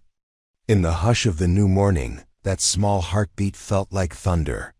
Proof that the worst hadn't taken everything yet. "You reckon it's done?" Merwin rasped. Nate pushed himself up, bones popping like old timber. "Ain't never done. It's just quiet for now." He crossed to the window, peered through the thin crack in the boards. The street was empty. Frost glistened in the wagon ruts. A pair of crows pecked at the hard ground near the old hitching post where Wade Cutter had bled out not so long ago. He watched them for a moment. Even scavengers had to eat. Even ghosts had to linger. Emma rose, lifting the baby into her arms. She pressed her lips to the crown of the tiny head, breathing in hope that smelled like milk and sweat and tomorrow. "We need supplies," she said. "Flour's near gone. Kerosene, too. Doc Green said he'd come by, check on Merwin." Nate kept his eyes on the street. "Doc knows what's what." Emma snorted. "Doc's known what's what since you first dragged your sorry hide through this town 5 years ago. He knows." The memory tugged at him. Him, half drunk, half dead, trying to drown the Prairie Shadow in whiskey, while Bob McAllister sat across from him with that damned calm look. Bob hadn't judged him, just bought him another drink and told him that burying the gun didn't mean burying the man behind it. Took Nate too long to understand that. He turned from the window, face harder now. "I'll ride out this afternoon. There's talk enough in Cedar Ridge. Word'll spread about Wade, about Jeb. If there's trouble brewing, I want eyes on it before it finds us here." Merwin's voice cracked. "They'll come again, won't they?" "Not today, maybe, but they will." Nate nodded. "Desert's full of men who think killing makes them immortal. Always will be." Emma's arms tightened around the baby. "Then we make this place strong enough they'd rather go around than through." He watched her, the fire in her. It made him feel tired and alive at once. "Maybe you should run, while you can. Take her." Emma's eyes flared. "Run where, Nate? The world's just more of the same. This place, this battered, broken little piece of dirt, this is ours. Ours to fix. Ours to bleed for." He let that settle. The wind rattled the windows. The crows outside took flight, black shapes scattering across the dawn. "Doc'll sit the bar for me today," Emma said. "You ride light. If trouble's out there, don't drag it home all at once." A grin threatened at the corner of Nate's mouth. "Yes, ma'am." He fetched his saddlebag from behind the bar. He checked the Colt, thumbed the hammer like a man greeting an old friend. He thought about Wade's sneer, Jeb's last gasping breath in the dust. He thought about the baby's soft cry in the night, about the way Emma's hand had stayed on his shoulder longer than it needed to when she bandaged him up. He strapped the bag shut, swung his duster on his shoulders, felt the weight settle. Like a second skin, the prairie shadow, folks whispered. A ghost. But ghosts didn't get to feel the warmth of a fire or the brush of another heartbeat at their ribs. Maybe that was the difference now. When he stepped onto the porch, the frost cracked under his boots. The cold bit deep, reminding him the world was still here, still sharp, still waiting to test whether he was legend or just another tired man with too many regrets. Emma watched him from the doorway, one hand shading the baby's eyes from the rising sun. "Nate," she called after him. "Bring back something sweet, will you? Lord knows we've earned it." He tipped his hat, lips twitching. "Something sweet, huh? Pie, maybe," she said. "Or news that the world's gone soft, wow." "We weren't looking." He mounted up, the gelding shifting under him like it too felt the tension strung tight across the town's ragged heartbeat. He gave Emma one last look, took in the way her eyes stayed fixed on him like she could hold him together just by standing there.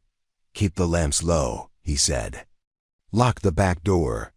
Don't open for any man who don't know the word." Emma lifted her chin. "What word?" His smile was a ghost of something better days might have given him. "Shadow," she nodded. "Then come back to us, Shadow, all of you." He turned the horse east, the sun at his back now. The prairie rolled out before him, hard ground, easy graves, and the promise that one day, maybe, there'd be no one left to test whether Nate Hollingridge was still the prairie shadow, or just another man who loved his people enough to die for them. And if that day never came, well, some lines were worth holding. He nudged the gelding into a trot. The town shrank behind him, but the promise of it stayed warm in his chest. One day at a time, one ride at a time. One sunrise after the next. The wind pressed at his shoulders, but he leaned into it, whispering the only prayer he'd ever known. "Let the shadows fall behind me. Let what I love live long enough to forget my name." Night swallowed the prairie as Nate rode, the gelding's hoofbeats steady on the hard-packed earth. The cold crept up his sleeves and settled in the fresh line of stitches under his ribs. Every mile back to Whisper Valley felt longer than the last. He pictured the saloon lights flickering behind the boards, Emma with her hair pinned up, and that new mother's worry buried behind eyes that wouldn't flinch. He pictured the baby, small and loud enough to remind him why men like Shepherd didn't get to write the ending. A sliver of moon hung low when he finally saw the outline of the town, one street of leaning buildings, the church steeple dark against the stars, smoke rising from chimneys where folks pretended the world outside couldn't reach them. His horse shivered under him, catching the scent of something sour on the wind. He pulled up at the edge of town. A figure moved near the well, small and stooped. It was old Walt, the drunk who never seemed to find his bed when trouble sniffed the street. Walt squinted into the gloom, one hand shading the flame of his battered lantern. "That you, Nate?" Walt's voice cracked like old paint. "It's me." Nate swung down, boots crunching frost. "Town quiet?" Walt shrugged. "Depends what you call quiet." Bunch of strangers rode through 'bout dusk. Didn't stop long. "Asked about you." Emma sent them on their way, but... He trailed off, rubbing at the white stubble on his jaw. "But..." Nate prompted. "They said they'd come back with their preacher." "Called him Shepherd. That ring any bells?" Nate's jaw clenched. "Yeah, it does." Walt's eyes were roomy, but they focused like a man peering through a rifle sight. "You keep that shotgun close, boy. Ain't many men I'd follow into hell and back, but you." He let the thought hang, like he couldn't quite decide if Nate was leading them out or deeper in. Nate clapped his shoulder once, gentle. "Get inside, Walt. Lock your doors tonight." He left the old man standing in the well's glow and walked his horse down the street. A dog barked somewhere near the blacksmith's forge, its chain rattling like a warning. He pushed through. The batwing doors of the Silver Star, the warmth hitting him all at once. Emma was there, arms crossed behind the bar. She looked like she hadn't moved since he'd left. The baby slept in a basket at her feet, Tiny hands curled into fists ready to fight the world that waited outside these walls. "You find what you were looking for?" Emma asked. Nate dropped his saddlebag on the floor. "Found more than I wanted." He told her everything about the creek bed and the kid who couldn't keep his nerve. About Josiah and the name that kept slithering up from the grave. Shepherd. Emma's mouth twisted. Preacher with wolves at his heels, of course. He lowered himself onto a stool, the bones in his back crackling. "Men like him don't come alone. They come with a sermon and a noose. They don't want to fight, they want to show." Emma came around, pressed a steaming mug into his hand. "So what's the plan?" He tasted the coffee, too strong, bitter. "As regret, we stay ready. If they want to preach, they'll find a congregation they can't convert." He felt the ghost of Bob McAllister beside him again, the old marshal's voice steady in his head. "It ain't enough to be fast. Nate, you gotta be right. But Shepherd didn't care about right or wrong. He cared about the legend. And the legend was Nate's cross to bear. "You should take her and run," Nate said suddenly. His voice was too loud in the hush. "Merwin, the baby, you too. Pack what you can. Ride before dawn." Emma's eyes flashed like flint. "And leave you two? Bleed alone?" "We're past that, Nate. We're past you thinking you're the only shield worth lifting." His jaw worked, but he didn't argue. He couldn't. She'd stood by him when he was more ghost than man. She'd pulled him back, thread by ragged thread, until something inside him started to believe in mornings again. Merwin's voice rose from the shadows, cracked but clear. "If this shepherd wants you, Nate Hollingridge, let him find a man ready to be found." She stood there, pale in the lamplight, the baby fussing in her arms. She looked like death had already tried and failed to claim her. Maybe it had. Nate met her gaze, then Emma's, and saw the same hard glint in both. They were tired of running, tired of watching the door. And maybe, just maybe, they trusted him enough to stand their ground. He pushed to his feet, set the mug aside. "All right. Then we make this place a thorn in the devil's side." Emma laughed short, sharp. "You always did have a gift for poetry." He pulled the shotgun from under the bar, rapped it once. The sound echoed through the saloon, bouncing off the patched bullet holes and the scars he'd left behind on purpose like warnings, carved in old oak. "I'll sleep in the chair," he said, voice low. "You keep the lamps low, bar the door." Emma touched his cheek, calloused palm warm on his stubble. "Sleep when you can, dream when you dare." He closed his eyes. The ghosts inside him muttered, restless as ever. Shepherd was coming. The prairie would test every inch of iron in his spine before it let him go easy. But for once, he didn't feel like he was facing it alone. He sank into the battered chair by the hearth, the shotgun resting across his knees. The baby's soft sigh carried across the room like a promise. Emma drifted to the cot, wrapped herself, and Merwin in a blanket thick enough to hold back the cold. Nate let the wind rattle the shutters. Let the sign creak on its rusty hinges. Let the world outside whisper its threats. Inside the Silver Star, the last light held steady. And so did the man who'd stand guard until dawn found them all still breathing. The hours before dawn were the longest. Nate felt every tick of the old clock behind the bar as a new crack in his bones. Each creak of the floorboards, another ghost whispering that what was coming couldn't be outrun. He sat with the shotgun across his thighs, thumb brushing the smooth stock again and again until it felt like he could wear the wood down to dust if he just kept moving. Outside, the wind shifted, bringing the scent of horse sweat and campfire. Smoke through the gaps around the door. Riders, even before the first hoofstep struck the frozen ground in front of the Silver Star. Nate knew. Emma stood at the back wall, her hand pressed flat to Merwin's shoulder. The baby slept on a makeshift pallet of old blankets. No one spoke. The only sound inside was Nate's breath, slow and steady like he'd trained it to be. So the fear didn't drown him before the bullets did. bootsteps scraped the porch.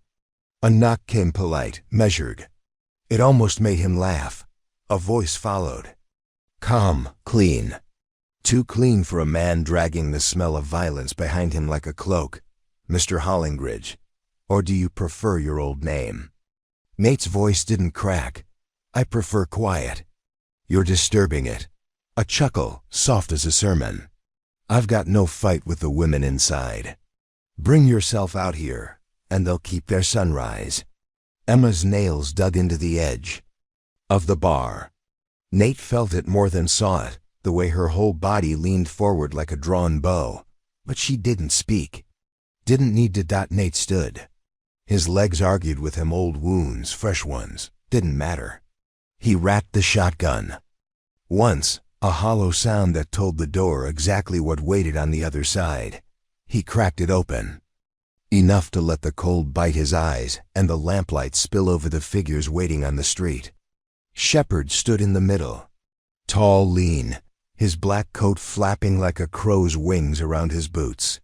A half-circle of men flanked him, guns in their hands, eyes cold. Hungry. You came a long way for an empty bottle, Nate said. Shepherd's smile was gentle. He looked like the sort of man you'd trust to bury your father. Good words, good suit, bad intentions. Not empty. Not yet.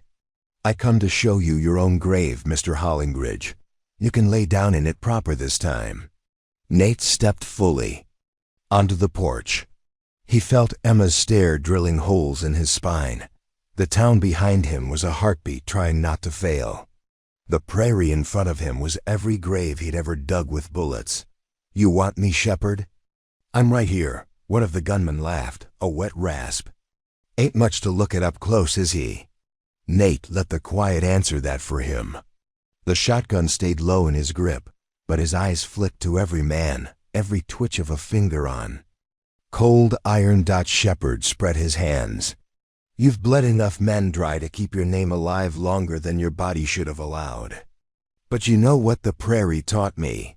Names are just debts that don't get paid until the dirt closes in. Nate's lip twitched. You talk too much for a man who wants to make a corpse of me. Shepherd's eyes narrowed. The wind rattled.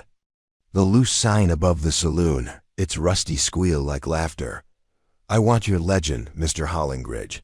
I want to nail it to the street so every man, woman, and child knows there's no ghost coming to save them from what's coming next. Emma's voice cut through the dark behind Nate. And if he don't die easy? Shepherd tilted his head, as if surprised she'd speak at all. Then you'll see the sermon up close. Nate breathed out. The frost turned his exhale to smoke. Last chance to ride on, Shepherd. You don't get to own what you didn't earn. The preacher's smile sharpened. Neither do you. It happened fast, always did. The man to Shepherd's right flinched, his gun jumping in the gloom. The first muzzle flash lit up the street like lightning over dry grass. Nate stepped sideways. The shotgun roaring once, then twice. A man went down screaming, his leg folded wrong.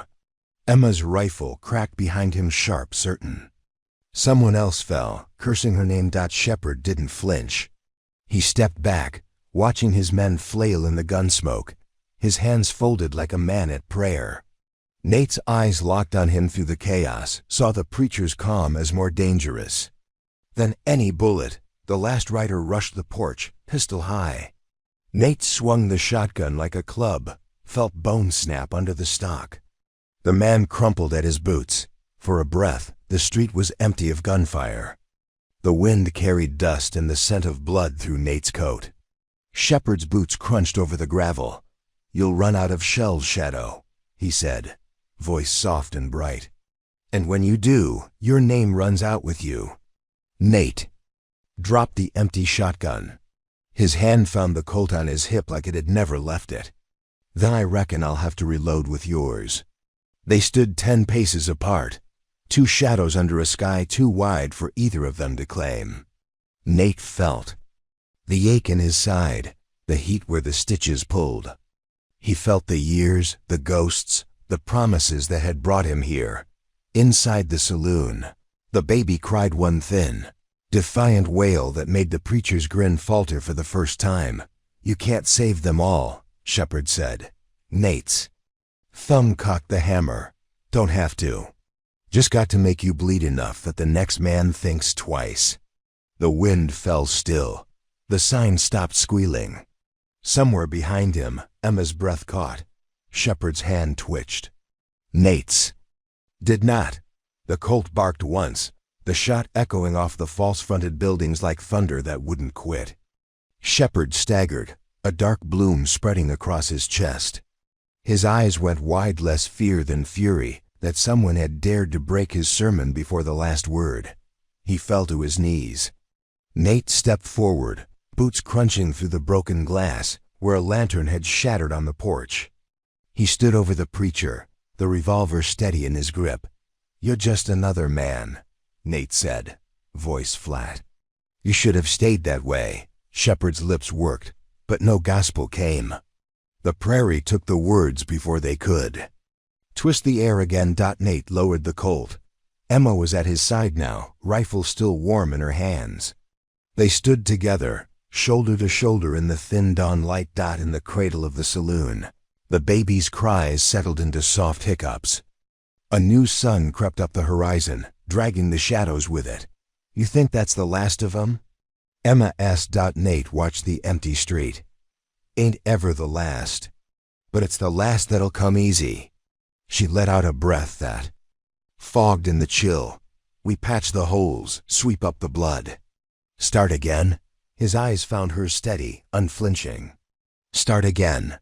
The prairie would remember Shepard's name for a while. It would stitch new stories into the wind, twist the truth until another fool thought they could tame the ghost of a man who wouldn't lie down. But for now, for this single moment, Whisper Valley belonged to the living, and that would have to be enough. Dawn bled into morning slow as honey, but the hush it brought felt like a line Nate wasn't ready to trust. He stood in the street long after Shepard's body was dragged away by the wind and the crows, another name swallowed up by a prairie that loved to remind men their shadows weren't worth much once the dirt took them.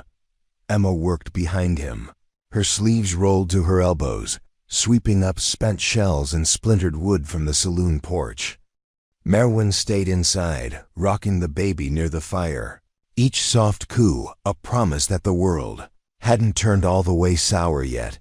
When the last of the preacher's riders melted into the horizon, some limping, some carried on stretchers, Nate hadn't bothered to tie tight. Whisper Valley felt like it had been wrung dry. But emptiness was better than blood for now. Nate holstered his Colt slow, letting the weight of it settle against his hip like a question he already knew the answer to. Emma straightened, planting the broom against her hip. "You gonna stand out here till the sun burns your bones clean?" "Through?"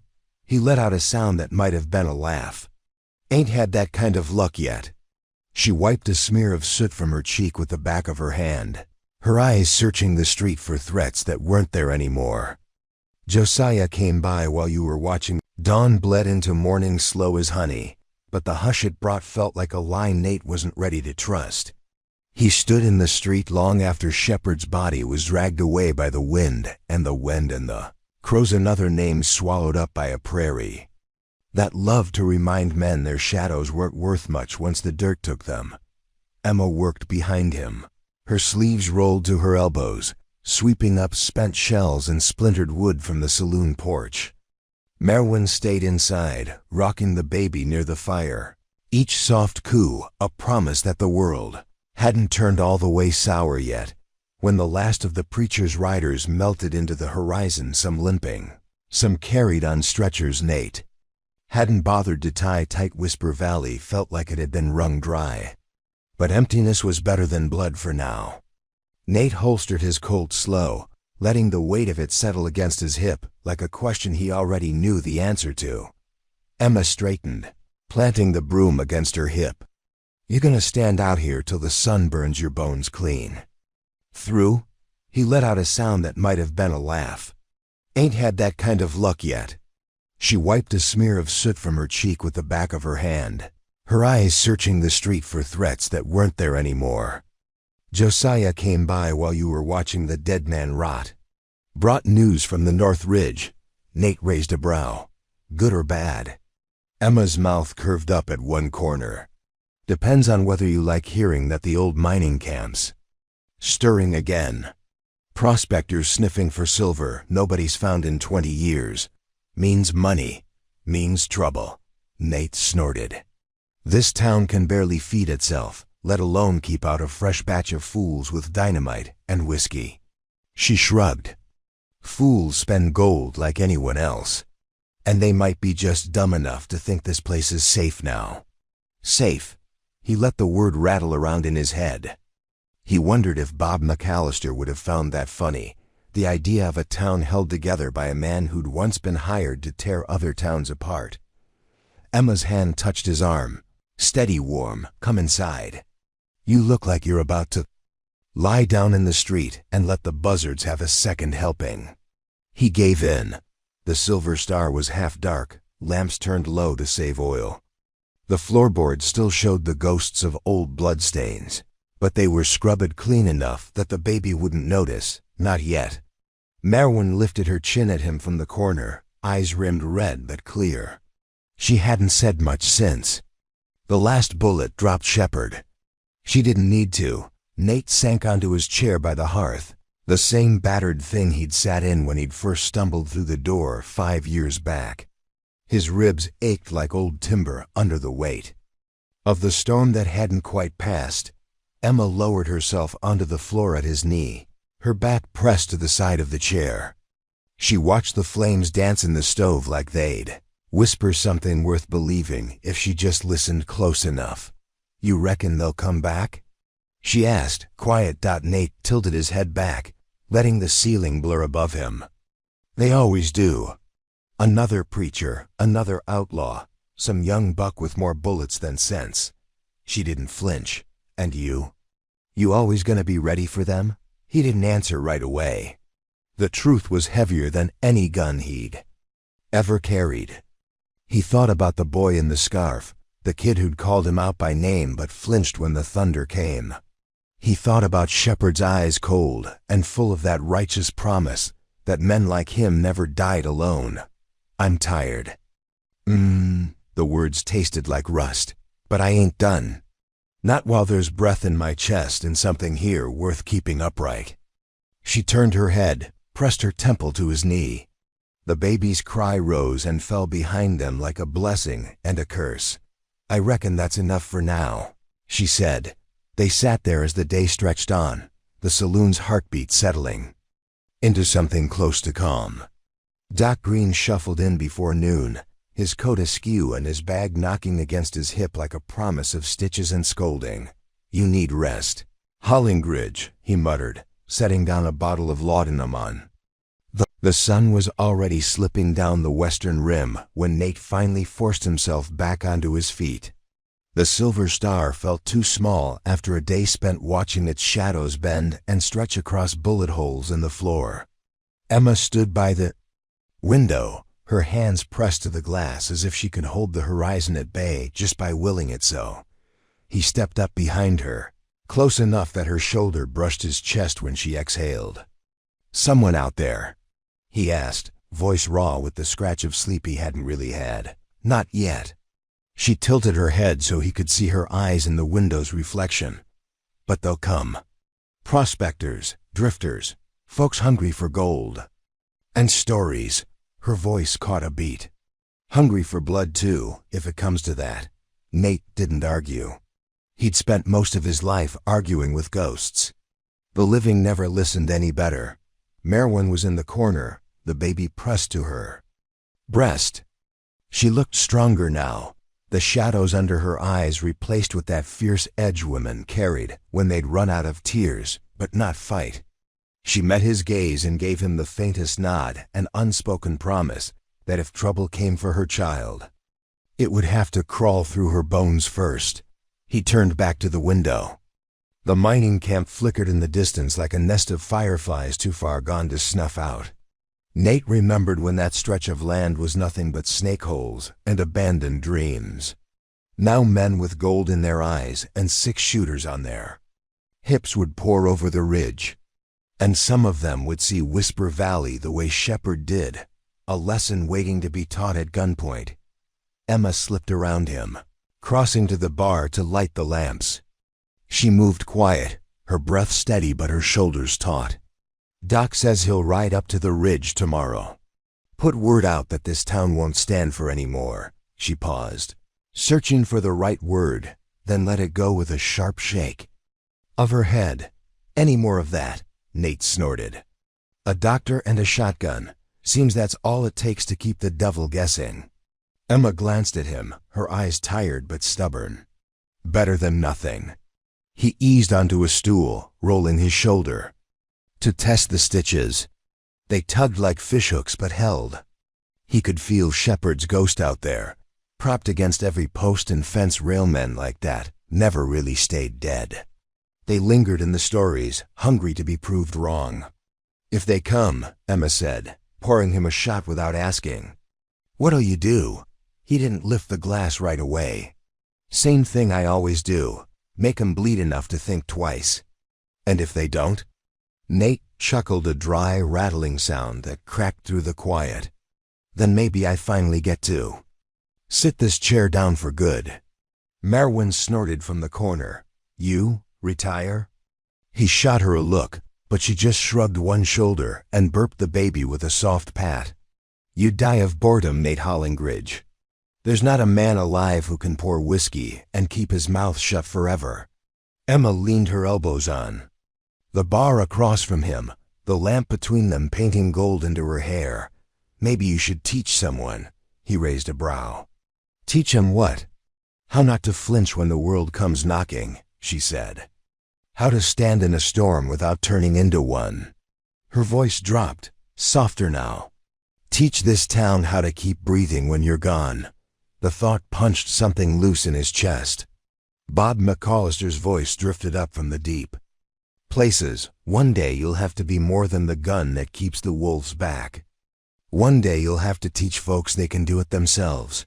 He downed the whiskey, felt it burn through the cold that settled in his belly every time he thought about what would come next. Maybe, he said, his voice rough as boot leather. If they're willing to learn. The door rattled on its hinges. Emma's hand flew to the rifle, leaning behind the bar. But it was only Walt, drunk as a boiled owl, weaving in with snow on his hat. Nate, Walt slurred, voice too loud in the hush. Nate, you old bastard, you got any more of that good stuff left? Nate cracked a smile despite himself. Sit down. Walt, first round's on the house tonight. Emma rolled her eyes but fetched a bottle. Walt settled onto a stool, his face flushed red from the wind. Heard the miners talking about you, he said, wagging a finger. Heard they think you're nothin' but an old ghost with a tin badge nailed to his chest. Nate leaned back, the pain in his side a dull echo now. Maybe they're right. Ghosts don't die twice. Walt cackled at that. Long as you keep pourin' and shootin', you can haunt this place forever. Emma poured Walt a drink and another for Nate. Merwin watched them from the corner, her eyes soft and far away, rocking her. Baby like she was trying to keep time from catching up. The wind howled outside, shaking the shutters. Somewhere out there, new boots would find the road to Whisper Valley. They always did. Nate lifted his glass. Emma and Walt followed suit without being asked. To ghosts, Walt said, grinning his ruined grin. Nate's voice was a gravel scrape. But it held steady. To the living, he corrected. May they always be worth the fight. They drank. The lamp flickered. The town breathed on Dot, and in the dark, the prairie shadow kept watch. Just a man with a gun, a town to protect, and enough. Fight left to promise the dawn would always find him here. The first snow came on a whisper, drifting down over the roof of the Silver Star, like the world was trying to wrap Whisper Valley in a lie it couldn't afford to believe. Nate stood by the window at dawn, mug of black coffee cooling in his hand, eyes tracing the pale flakes as they caught the light. Winter had a way of making things quiet too quiet. Men who wanted trouble preferred warm winds and dry ground. But winter made them desperate. Behind him, the saloon felt close, safe in a way that still surprised him. Merwin's soft hum drifted from the hearth as she rocked the baby back to sleep. Emma was already outside, boots crunching in the new snow as she stacked wood near the door. The rhythm of her work, steady and sure, eased some tight knot under Nate's ribs. He sipped the coffee, grimaced at the bitterness, and let the mug rest against the window pane. He'd dreamed last night of Shepard's eyes staring up at him from the street, of Bob McAllister leaning over a battered map, saying sometimes you gotta break before you build. The prairie had broken him plenty. The building part that was. Knew Dot when Emma pushed back through the door, cheeks flushed from the cold. She didn't speak right away. She stomped snow from her boots, hung her coat by the stove, then moved behind the bar, pouring him a fresh cup before he asked. She leaned her elbows on the counter, watching him like she could read every thought scrawled across his lined face. Cold's gonna keep him off us for a while, she said, voice even. Nate didn't move. Cold don't scare men who've already lost everything. Emma's lips twitched. Well, let him come. They'll freeze in the street, and you can shoot him where they drop. He snorted into his cup. A fine plan. She crossed her arms, leaning closer. You've been standing there since before dawn. If you're gonna be a ghost, at least be a warm one. He grunted, but let her steer him to a stool by the fire. The warmth crawled up his spine, chased off the worst of the ache under his fresh bandages. Merwin glanced at him over the baby's soft crown. You see something out there? Nate shook his head. Not yet, but word's bound to spread. Shepard's gone. Mining camp's growing. Every gun looking to make a name is gonna sniff around here sooner or later. Merwin's laugh was low, cracked. Then they'll find you. And they'll wish they hadn't. He wished he shared her faith. The prairie shadow, they called him. Some days he felt more like an old coyote with bad teeth still snapping. But no match for the wolves forever at the door.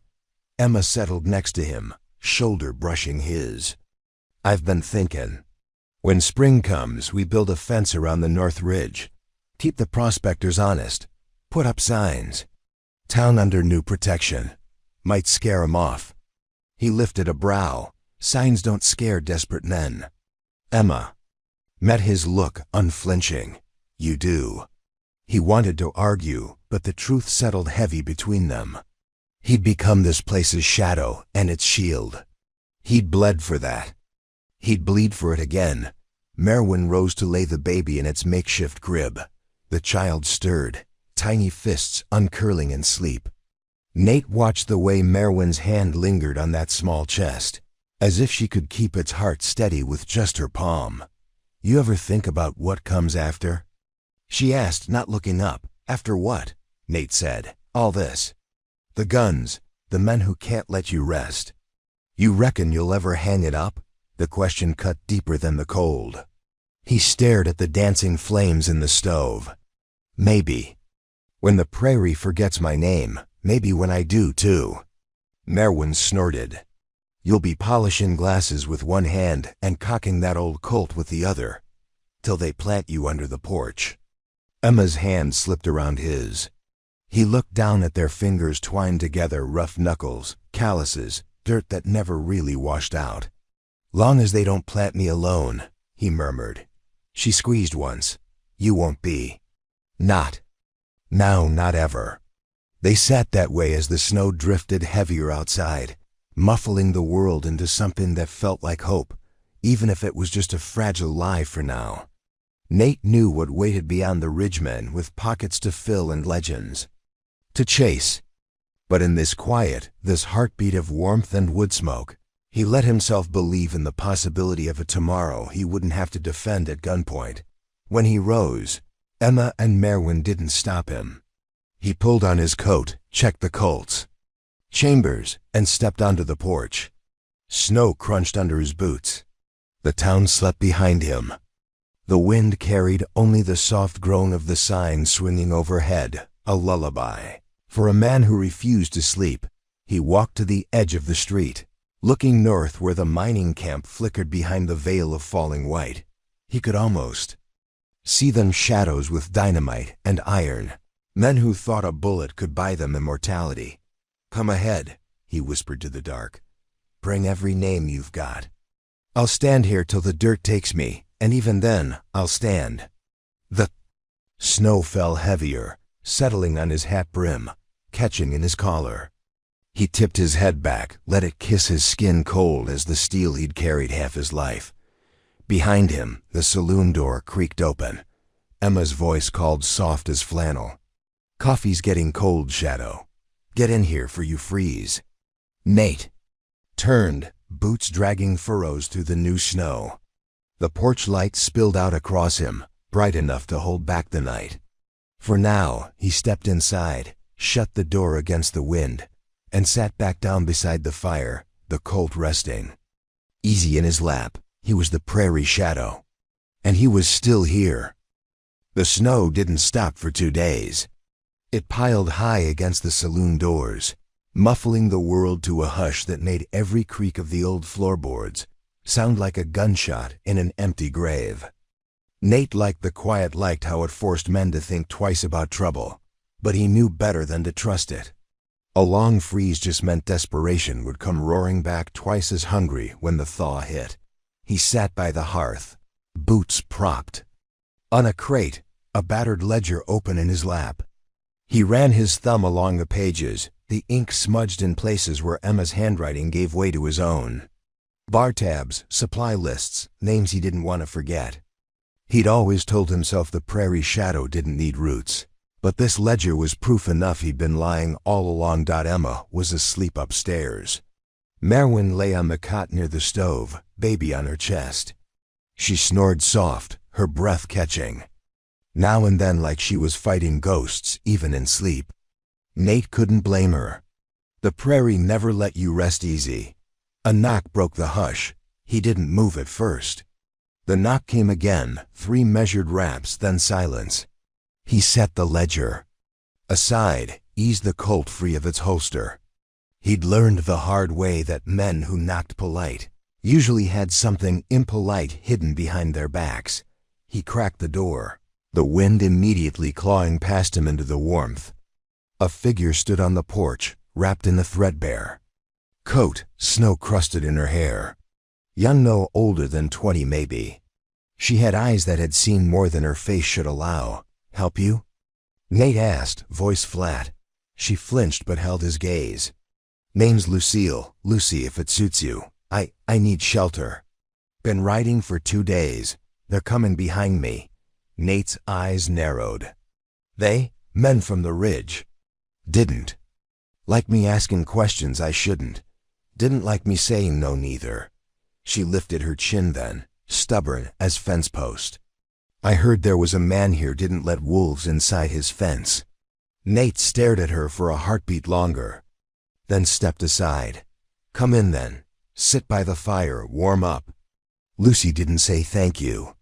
She just dropped her saddlebag by the door and drifted to the stove, her hands trembling as they hovered over the flames. Nate shut the door, wedged the bar back in place. He studied her in the flicker of the lamplight, hollow cheeks, chapped lips, a bruise blooming under one eye like a half-dead flower. "Doc'll want to look at you come morning," he said, easing back into his chair. "Em'll find you clothes, food." Lucy shook her head. "I ain't staying long. Just need to catch my breath. Then I'll be gone." Nate snorted. "Sure you will." She didn't answer, just sank deeper into the old rocking chair, staring at the fire like it might promise her something better than the road behind her. Merwin shifted in her sleep, mumbling something soft. The baby hiccuped, tiny fists batting the air before settling back down. "Why'd you come here?" Nate asked. Lucy blinked, eyes flicking toward him. Same reason everybody does. Heard there was a man who made it cost too much to do bad things.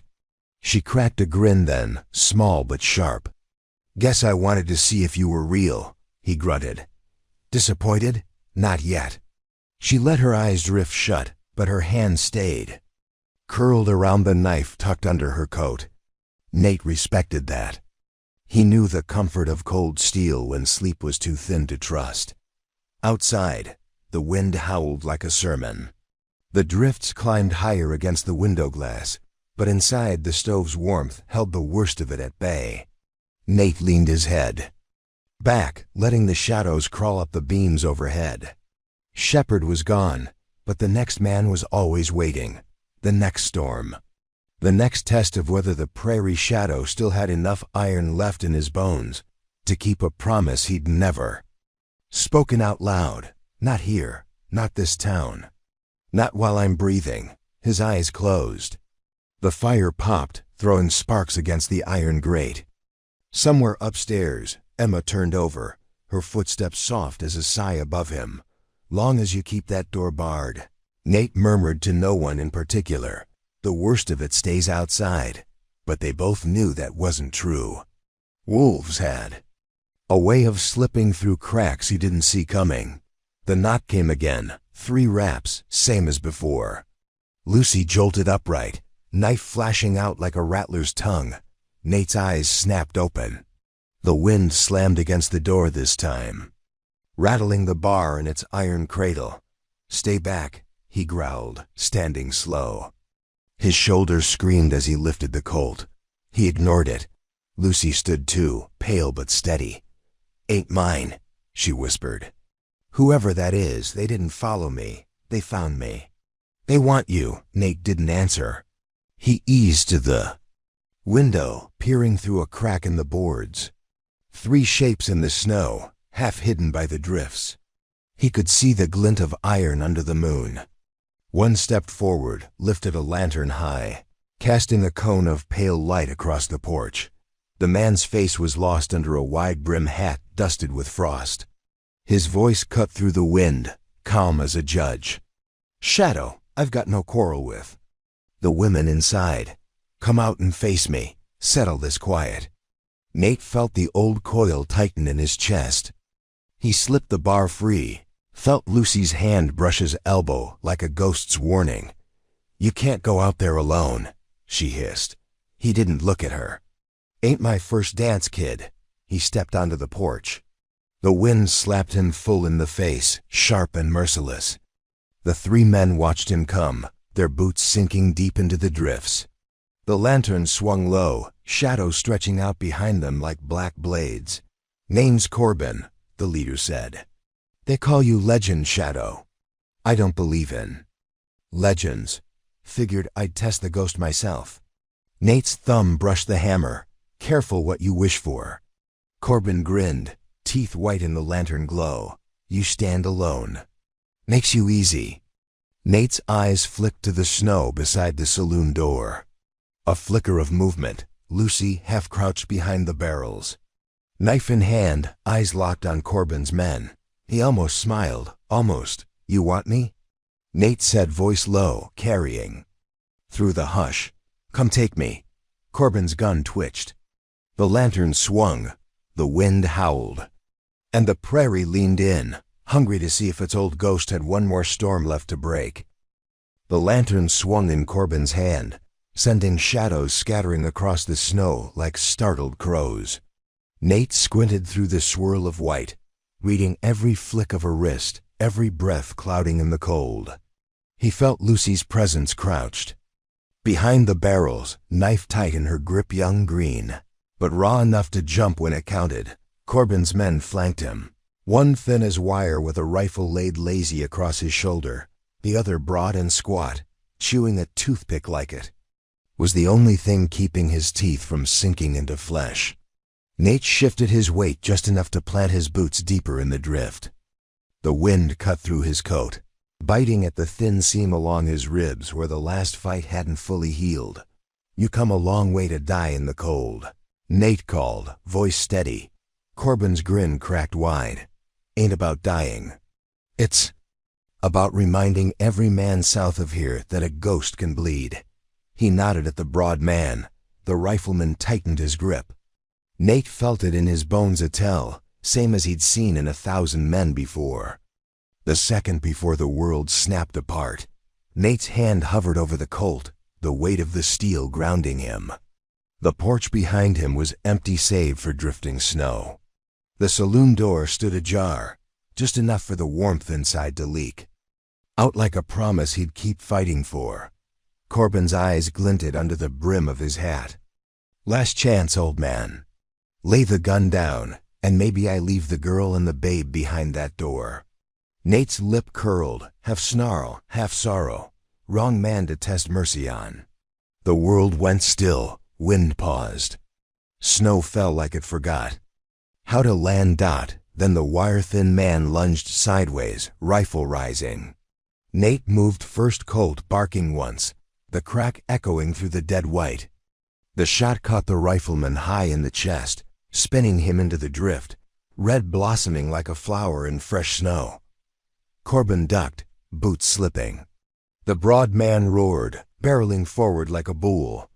Nate pivoted, his bad side screaming. The Colt up again. Another shot punched through the cold, carving a hole through the man's shoulder.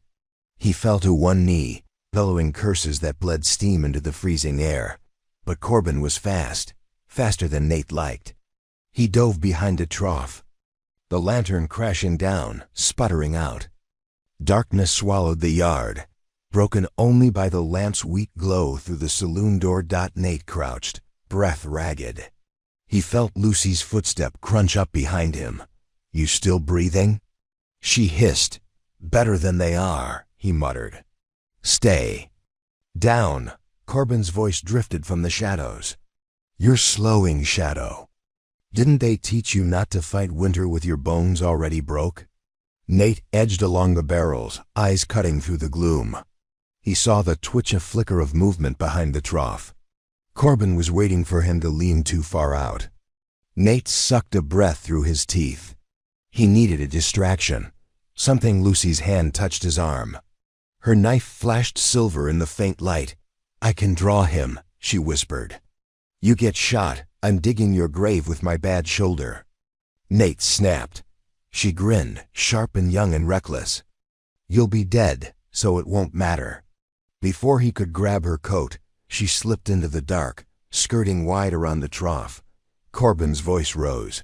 "Girl, don't be stupid now. I got no grudge with you." Lucy's voice cracked like a whip. "You got one now." She flung a rock, the chunk of frozen dirt clattering against the trough. Corbin flinched sideways. Nate rose, gun up. The Colt roared again. Wood splintered. Corbin cursed, his shoulders silhouetted as he stumbled from cover. Nate advanced, boots dragging lines through the snow. "You done?" he called. Corbin's laugh was half a sob. "Not near." He lifted his own revolver, eyes wild, teeth bared. A flicker. Lucy behind him, knife poised. Nate fired. Corbin jerked, shot going wide, slamming into the saloon post inches. From Nate's ear. Lucy lunged, blade burying in the soft meat between Corbin's ribs. He wheezed, a wet hiss that rose into nothing as his knees buckled. Nate reached her in 2 strides, catching her elbow before she could fall with him. Corbin's body hit the snow, dark spreading under him like oil. The yard fell silent again, just the wind, just the snow, just the ghost of a fight that would feed a dozen more stories by sunrise. Lucy's chest heaved. She stared at her hand, slick with blood. "I've never," she started, voice breaking. "He'd have done worse," Nate said, quiet but sure. "Get inside." He nudged her toward the door. The warmth met them halfway, Emma's shape appearing in the flickering lamplight. She pulled Lucy close, guiding her to the hearth. Merwin lifted the baby. Eyes wide but calm. She'd seen too many nights like this to flinch now. Nate shut the door against the howl outside. He leaned his back to it, the Colt still in his fist, the smell of gunpowder and blood hanging on his coat like a second skin. Emma crossed to him, pressed her forehead to his chest, hands fisting in his shirt. "How many more?" She breathed. "Nate's." Free hand came up to her hair, fingers tangling in the strands he'd seen silver more each year. "Doesn't matter," he said. "Long as I'm standing, they don't get past me." Behind them, the fire cracked, Lucy's ragged breathing settling into something like relief. Outside, the wind screamed on, but inside the silver star held, and so did its ghost. Morning broke slow and silver over Whisper Valley. The storm had finally spent itself in the night, leaving drifts piled like tombstones along the main street. Inside the silver star, the last heat of the fire lingered, a warm hush wrapped around the people who'd found shelter in its glow. Nate sat at the bar, sleeves rolled to his elbows, one arm braced tight around his ribs where the ache wouldn't quite let him stand straight. Emma moved behind him, her hands careful as she stripped away the bandages Doc Green had left. The room smelled of coffee and blood and old wood smoke clean, but never clean enough to forget what it had cost. Lucy stood by the window, eyes distant, knife still strapped to her thigh like she didn't quite trust the dawn to hold. She hadn't spoken much since Corbin dropped into the snow. When she did, her words came out thin, like she was testing whether they'd break before they reached the air. Emma pressed a new dressing to Nate's side, her fingers sure. You breathe through the pain. You don't breathe through the pain. You pass out, and I have to slap you awake. Nate chuckled a low rasp that hurt more than it helped. Good thing I trust your bedside manner. He caught her wrist before she could pull away. Thank you. She didn't smile, just kissed the top of his head and turned back to clean her hands.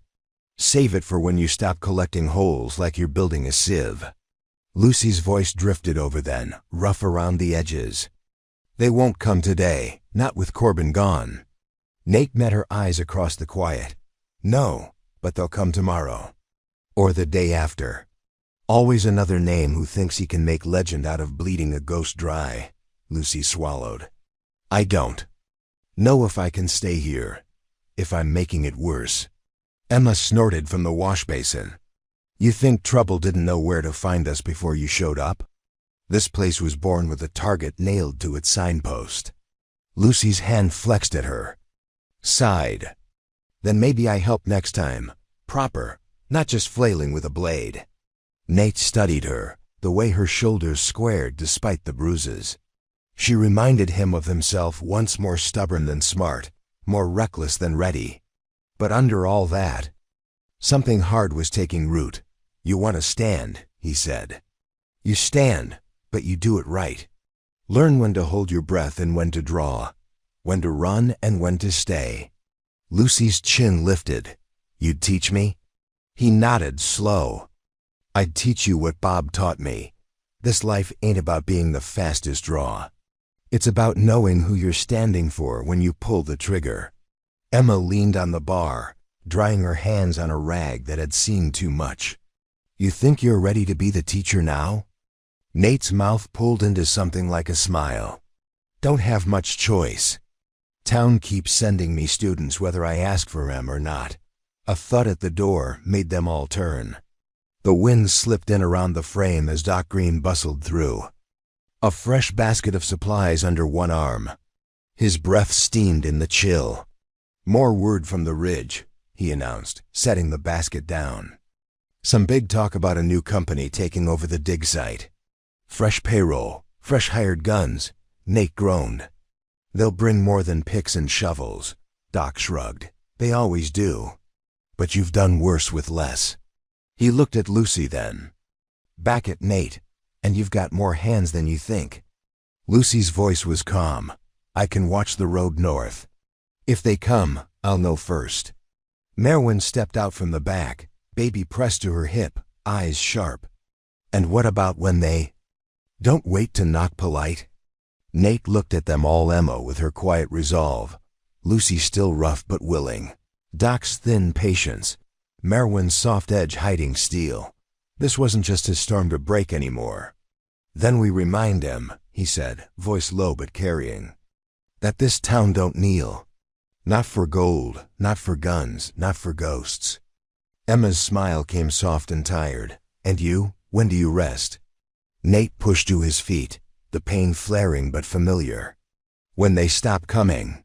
When the last man who thinks a bullet can buy him, a legend finds out he's got to earn it the hard Way! He crossed to the door, hand hovering over the latch. Beyond the frosted window, the street glowed under the new sun. Snow still drifted off the roofs in gentle shivers, the prairie shining clean for now. He felt Emma's presence behind him, Lucy's footsteps quiet but close. Merwin's hum as she rocked her child. Doc's bag rustling as he sorted bottles. And bandages for the next wound that would come. Nate took a breath, tasting the promise in it. The promise that for every shadow waiting beyond the ridge, there'd be another dawn to stand through. He laid his palm against the doorframe, feeling the age in the wood, the grit ground into its grain by 1,000 storms. Let him come. He whispered to the empty street. I'll be here. In the hush that followed, the town seemed to breathe with him.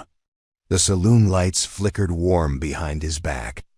Somewhere deep in the floorboards, a heartbeat answered. He turned to the family he'd found in the drift. Put on coffee, Em. We've got work yet. Behind him, the prairie stretched out wide and hungry. But inside, behind these old walls, the ghost stood guard, and for now, that would have to be enough. 2 more great stories are next. Don't miss them. Subscribe and turn on notifications.